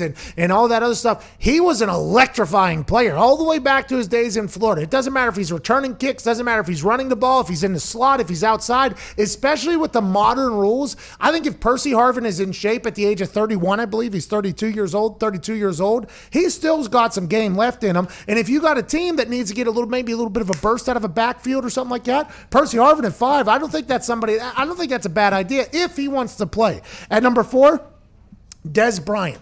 Dez Bryant is a guy who is obviously an incredible wide receiver whenever he was playing. He tore his Achilles, which is not an easy rehab, okay? An Achilles rehab is a very difficult one. You have to build up a lot of things. The fact that he was able to do it without an NFL team and an NFL training room around him has been incredible. He's been putting in all the work. You saw him working with Patrick Mahomes earlier this offseason. He's catching balls every single day, basically. He has never been a blazer. He ran a 4.52 or something at 40 at the combine. So some of these videos, you might think to yourself, he doesn't look like he's flying as much as he might have used to. He never did. He's just an intelligent wide receiver. He's got great hands, good work ethic, and everybody at the Saints who saw him for one day said they loved him. Everybody in the locker room for the Cowboys said they loved him. There was some beef and some disputes elsewhere, but Dez Bryant looks like he could get back onto a team and help them out. And there are teams that need a wide receiver, maybe even a veteran presence that'll come in there and lead some. At number 3, this player, just filed for reinstatement, I believe, yesterday. His nickname was the Alien. And the reason why he was the Alien is because he was 6'5", ran a 4.4 and jumped 42 inches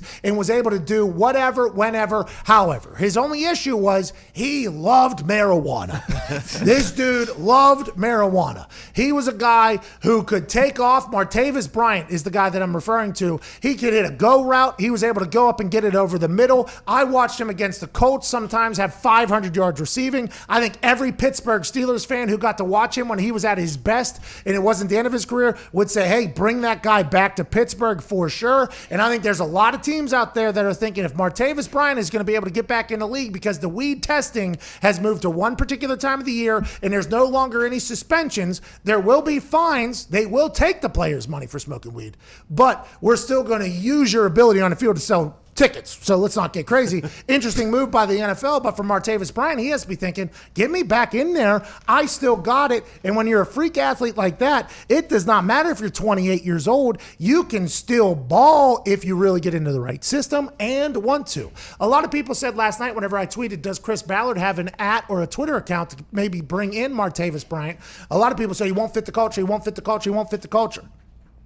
Hate to break it to you, a lot of people that you bought jerseys for loved marijuana. Hate to break it for you. And maybe people are saying that because he refused to stop smoking whenever he was told to and had to. And instead, a lot of people think he chose marijuana over playing knowing that he would get caught because that substance abuse program is a pain in the ass. You're getting tested 8 times a month. You basically have a PO. You got to call and report every time you leave your home, where you're going, 2 phone numbers. It is a pain in the ass process. Martavis Bryant fell victim to it on numerous occasions, but now that they have loosened up the rules on marijuana, maybe Martavis being 28 years old, being out of the game for a bit, I believe he grew his family a little bit, maybe he'll have a little bit more perspective, a little bit more respect, and hopefully enjoy the hell out of the opportunity of being the alien for a team yet again. At number 2, Flash, Josh Gordon. This guy was suspended last year yet again. Everybody assumed it was from marijuana. We're not 100% sure because they did put in a PED thing in there as well. So if Adderall was included or if any other steroids were included, this conversation goes out the window. But if it's just marijuana is the reason why he's been suspended, we saw last year he can still make plays. I think the Patriots missed him. The Seattle Seahawks liked him. They liked him on his team. He gets suspended ultimately because of something that no longer is suspending people. I mean, Josh Gordon is a guy, Flash, that you would love to have on your team. And the number 1 free agent veteran wide receiver that's out there that everybody would love to have on their team and make their team immediately better. But it's going to have to be the right culture. It's going to have to be a place that Antonio Brown has a lot of respect for both the quarterback, the coaches, and the culture. Antonio Brown is the guy. Nobody has a clue how many games he'll be suspended for everything that happened off the field in the last year. Nobody has a clue how he's feeling and what locker room be the right fit for him. But if you get Antonio Brown on your team, you automatically have a new number 1 wide receiver regardless of who's on your team. That's what Antonio Brown is. And as he hit the point where he's at a spot where he's just thankful for an opportunity, is he going to be a guy who's on this revenge tour? Hopefully he's able to figure out any mental health issue he had whenever he got arrested. Is Antonio Brown a guy that you'd want to bring into your team? I say yes if you have a good culture, if you have a good locker room, if you have a veteran quarterback that he'll respect. And I think those 5 guys, Antonio Brown, Josh Gordon, Martavis Bryant, Dez Bryant, and Percy Harvin, all make teams better immediately. Who are some teams that don't need a wide receiver? Kansas City Chiefs don't need a wide receiver. Tampa Bay Buccaneers don't need a wide receiver. Who are some teams that do need receivers? Okay, all of them. Start with the Packers. They need another weapon. You can go to the 49ers, especially with Debo getting hurt. Indianapolis Colts, they need another wide receiver, so T.Y. Hilton isn't just squaring off against a double team every single game. That'll help out Phil Rivers and that entire Colts team. The New England Patriots, everybody knows needs a weapon. They won't bring back Antonio Brown, but maybe some of the other players now that they've let loose on the marijuana rules. I think those 5 guys make teams better immediately upon signing. Ty, Mad Mel, what are your thoughts on the entire Packers potentially signing one of these veteran players to make them better? Yeah, I mean, I don't know what we're waiting for here.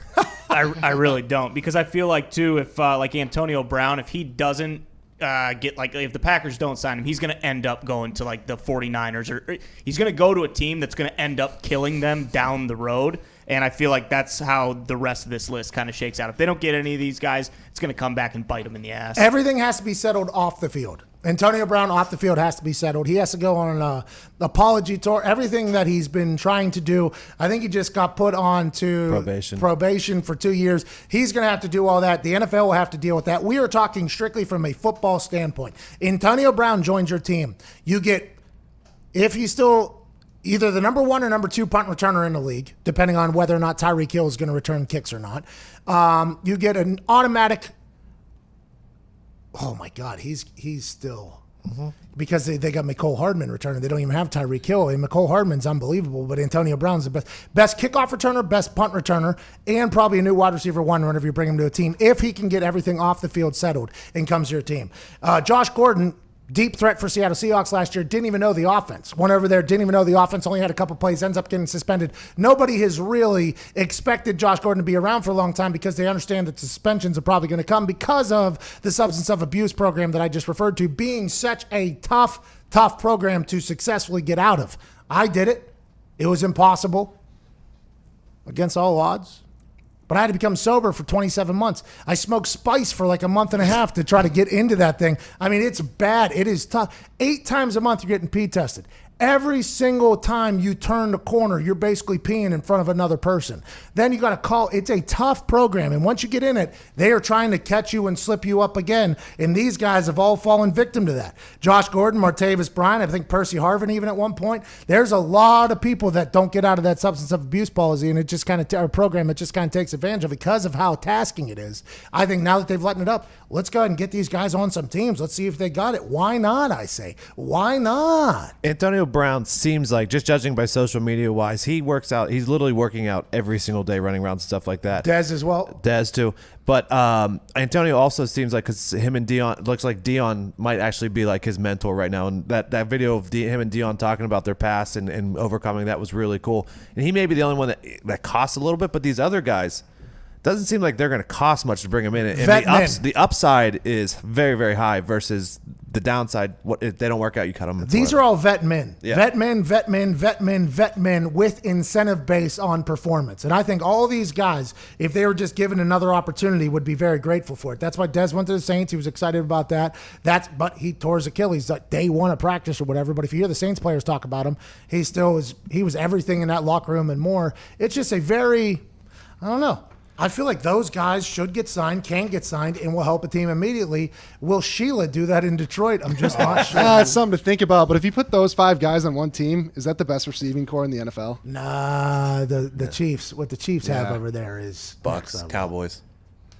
The Cowboys are CeeDee Lamb now. I don't know, though. You got Antonio close. Brown, dude. And I think people forget how good Antonio Brown is at football because of everything that happened off the field. Everything that happened off the field was it was a massive ordeal, by the way. There were some serious allegations happening in the way he was handling it. I think he was getting painted in a bad light by everybody. You forget what he did on the field. In Pittsburgh, Steelers fans loved Antonio Brown until they hated him. But when he was on the field, he's a difference maker. So I think Antonio Brown, he's wide receiver 1 wherever he goes. Yeah. If he was to know the offense, right? Now, if he was to go to the Chiefs, would he overtake Tyreek Hill? No, because he's not the same type of player as Tyreek Hill. Tyreek Hill is used in a different fashion. But Antonio Brown makes every team better. Josh Gordon, I mean, there's a deep there. Martavis Bryant, if he's in shape, we have no idea if any of these guys are in shape, by the way. I mean, we could feel like Antonio Brown is. We feel like Des Bryant is. But when it comes to Josh Gordon, Martavis Bryant, Percy Harvin, we only saw him run a garage. Mm-hmm. We have no idea. But I feel like if those 5 guys are motivated, in shape, and in your system, yeah, they're going to be weapons, every single one of them. You always talk about like quarterbacks sitting behind someone to learn behind. Would a team like the Broncos bring in Des Bryant so like a Jerry Jeudy and the young receivers they have can learn like basically how to be a professional through him? Well, then you have to hope that Des Bryant is giving them the right message, right? Because whenever you bring in a veteran, that person is automatically going to be a leader, been there, done that. He's going to be swaying however the young players look at it, right? That's just the way it goes. So John Elway would have to be very comfortable with the human that Des Bryant is at this point. And I'm not saying that Des Bryant is anything other than a stellar pro, but when you do sign somebody, there's a lot more than just what they do on the field, in the locker room. That whole conversation does take place. It's like, okay, these younger guys have probably been fans of these guys. Yeah. They've looked up to these guys. They're going to be around these guys for a lot of hours. They're going to be swaying their opinions and their work ethic and everything. So that is a big decision to be made. But I think these 5 guys, if motivated and excited to get back on there, are guys you want to bring into your team to get better at football. But you have to have the right culture. Mm-hmm. You have to have the right locker room. 37 minutes after the hour, let's get to our second break here. We'll do some phone calls on the way back or on to close out hour 2 here. There it is. There's music. I mean, Jay. Jay. Oh, Jay's. I think the song had like 3 or 4 seconds of silence at the beginning. Well, you know that because you listen to all these songs the night before to make sure that we're only putting on the best independent songs that we could possibly find, right? Been pretty good. This one. Well, yeah, I mean, this one was silent for 45 seconds. 5, but when it came on, I mean, this is a banger. Building? 38 minutes after the hour, we got some phone calls from random humans around. We got Newfoundland, Canada. We got Australia. We got Moose Jaw, Canada. We got Houston. We got Wisconsin. We got Rocky in Oregon. Should be a good finish to this 2-hour show. YouTube questions during the break, 38 minutes after the hour. We'll be back on the other side.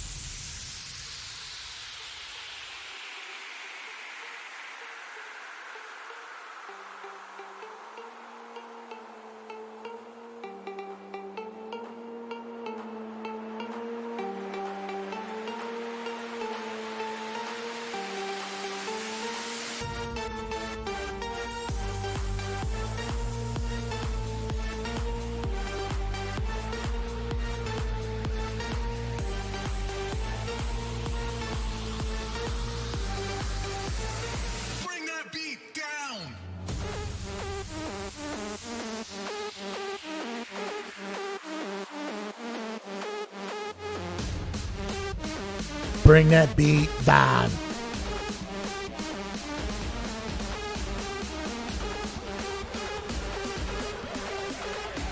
I got a lot of people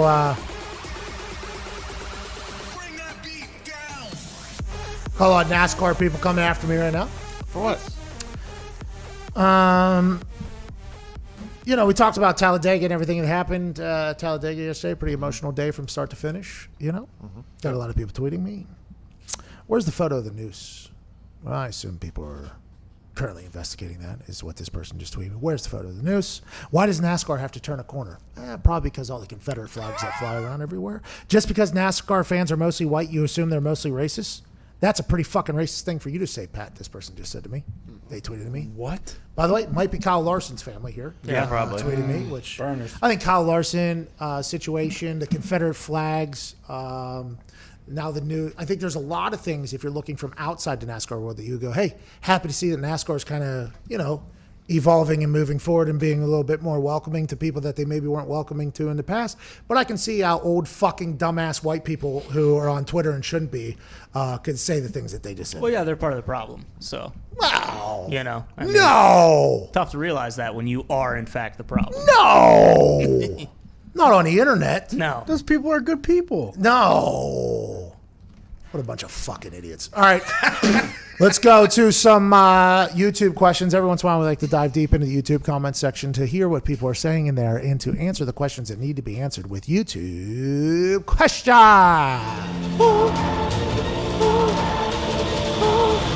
YouTube questions. What do we got, Zito? Coming from Dom Germano. Is there a Pat Aaron Rodgers text update? No, nothing. Really? I haven't texted him. He hasn't texted me. We're at a good old-fashioned stare down right now. Who's the last text? I believe he did answer. No, I don't know. It's back, way back in my thing. You should reignite. I don't know. I guess everybody says that, though. We talked to Jordy. I'm like, Jordy, you text with Aaron? He's like, yeah, when Aaron wants to text back. Talk to AJ. I'm like, do you text there? Yeah, when I guess Aaron just kind of, you know, I don't know if he puts his phone down and then comes back a month later and then sees everybody responds and puts it back down. Potentially, by the way. Good quarterback. And that, hey, he's a very private person. I don't think enough people respect that, how private of a human Aaron Rodgers is. I feel like we are on good terms. Oh, yeah. I feel like Aaron Rodgers and I are on good terms. I know nothing about the guy. If I know Aaron, he's dedicating about 22 hours a day to football. Does not have children. Doesn't have kids. Did an interview, was that with us, where he said that he's been taking more time into his workouts and his body and everything like that, and he's expecting a lot of other people to be doing the exact same. So he might actually have better football this year, he's saying, than the other way, which everybody's thinking, because you potentially could get lazy. I think Aaron and I, we have not texted in a while. I did text with Vinatieri the other night. Ooh. I'm always scared to text with him because I'm always worried that because I am like actual friend of his, he might want to confide in me in something, like maybe a decision. And then as soon as he tells me that, it's just going right the fuck out here. We didn't do any of that, by the way. Now it's all like fluff conversations. You know, I just try Catching up. I try to keep it as shallow as possible, just because, you know, Vinny, I don't want to be the person that does anything in your life. But hey, good to hear from old Paisan. How's he shooting the bow these days? You know, we literally didn't talk about anything other than how he's feeling. And not physically, just mentally. Because I don't want to know physically, because I don't want to be the one that says, hey, Vinny feels good kicking balls in his backyard. Oh, he's bombing balls again. There's no way he's going to go out the way he went out last year. I don't want to say that. So I don't even ask. He's handsome, though. He is a guy that is just getting better and better looking as he's a fine wine. It makes no sense.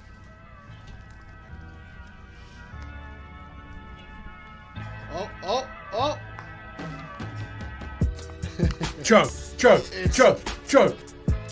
You gotta bend the boot.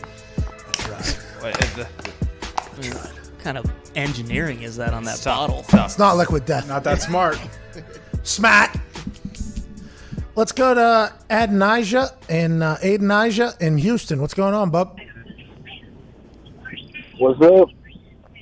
What's up, dude? What's up?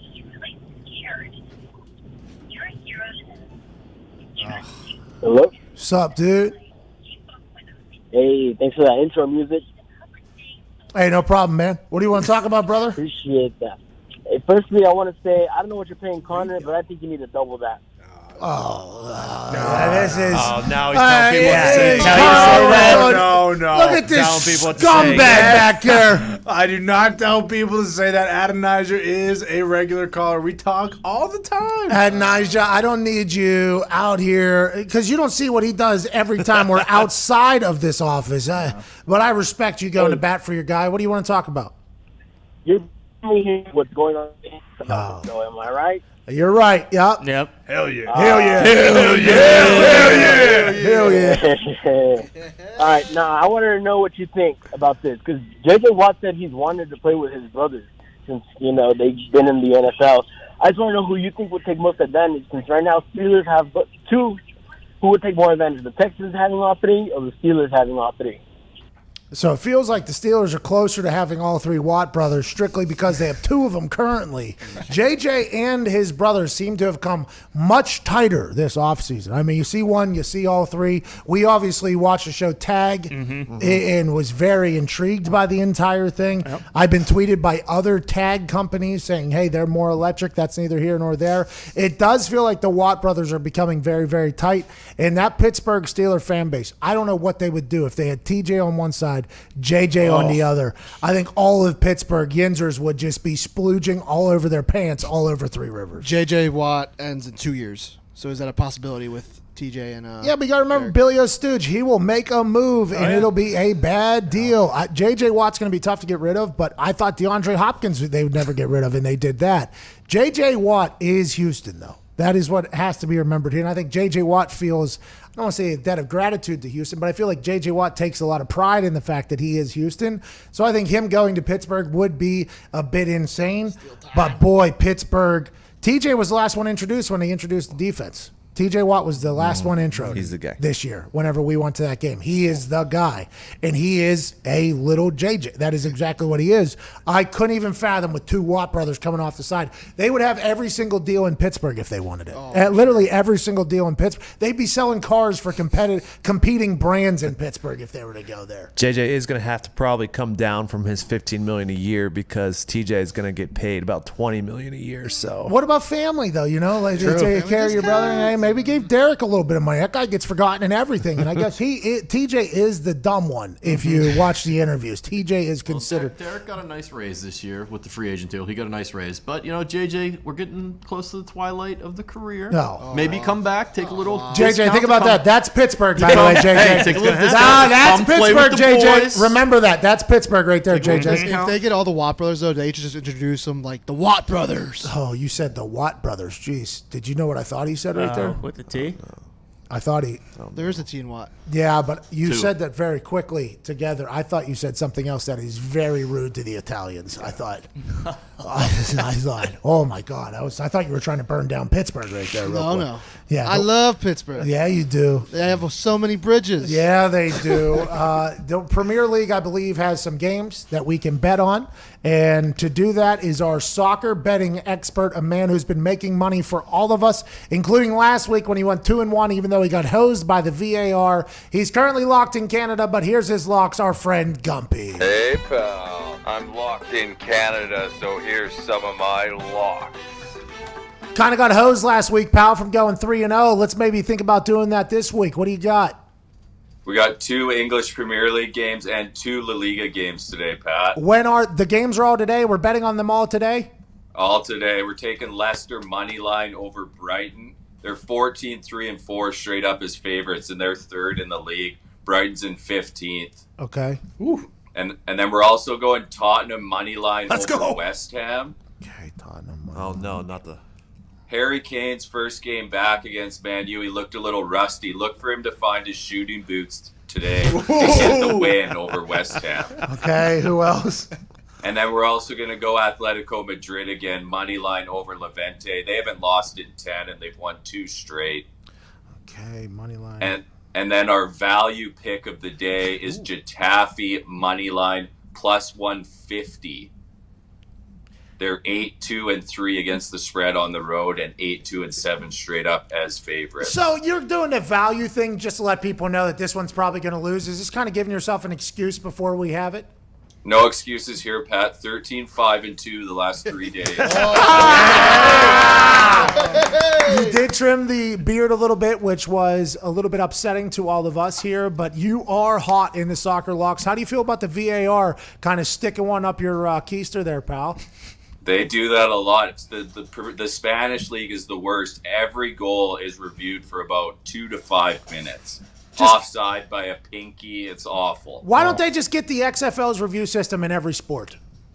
I have no idea. That goalie that was wrapped around the goalpost, there was nothing to show he was over the line. Look at the guy falling into the side of the net. Let them know, Gump. That costs you a lot of money. Cost me even more money, I'd assume. So I would like to hear a little passion out of you. You seem to be too kumbaya with all these decisions. No. FanDuel did refund the moneyline bets because of that, though. Wow. FanDuel. See, that's why it's the greatest book on. You don't see other people do. You don't see your local bookie ain't doing that. Oh, no. Let alone a corporate book. They're refunding everybody. Say, hey, if the VAR and the refs can't get it right, we'll get it right for you. That's why we do our gambling at FanDuel. Okay. That's our sports book. Leicester, Tottenham, Atletico Madrid, and Getafe is our value pick, which is probably going to lose. No, we like them all, Pat. Let's go. I like you, man. Hey, good to see you, boys. We miss you, pal. Miss you, Gump. Miss you too, boys. Seems like you're going to be locked in Canada for the long haul here, pal. Yeah, we're in a bad spot. You're not going to be going back to painting chips, though. As long as these picks keep going good, I'm going to let you know that right now, all right? Never going back no matter what, buddy. Well, we appreciate you, ladies and gentlemen. Our friend is locked in Canada. Locked in Canada, so here's some of my locks. Okay, Leicester, moneyline, Tottenham, Atletico Madrid, and Getafe. We're all betting on him. Can't wait to hammer him. He has been incredible at these soccer bets. I don't know how he knows anything about them, but he is locked in Canada. Can't do anything other than run steps near the beach and study up on these soccer players. That's all he can do. That's literally all he does. I texted him at the crack of dawn this morning. He was already up looking in lines. Yeah, how does he? Because he's over there on the left side of the country. Mm-hmm. When does he sleep? Doesn't. He's usually working those 22-hour paint shifts. He used to paint ships, by the way. Then he was a caller in our show. Then I wanted to hire him. Then America told me I couldn't hire him because he had to get the hell out of the country because he's the COVID-19 quarantine. Now he's locked in there until at least the end of 2020, probably the end of 2021. Yeah. Supposedly he stays on East Coast time the whole time.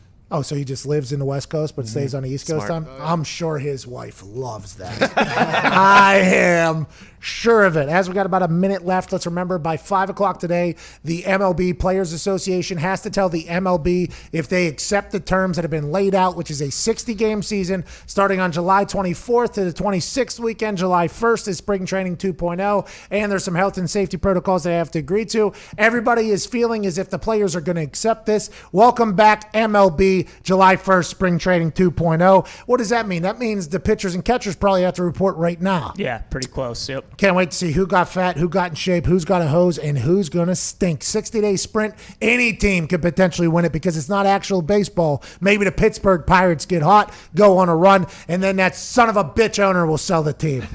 NASCAR had a day yesterday. Congrats to Ryan Blaney on a wild finish, who we definitely knew existed before yesterday. Mm-hmm. Oh, yeah.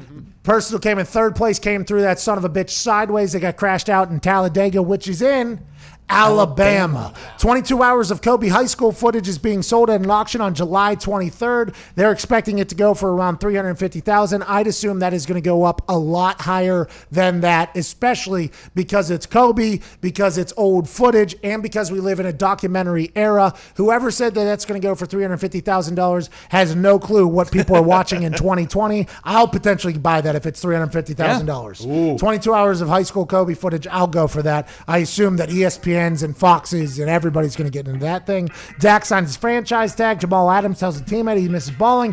Martavis is filed for reinstatement. Bertans and Trevor Ariza are the first two official NBA players to say nah. Harbaugh disagrees with Lamar Jackson about overlooking the Titans last season. And Austin Eckler showed a video of SoFi Stadium. It looks good. That has been a show. It has been Tuesday, June 23rd. This has been the Pat McAfee Show. We appreciate the hell out of you. Cheers.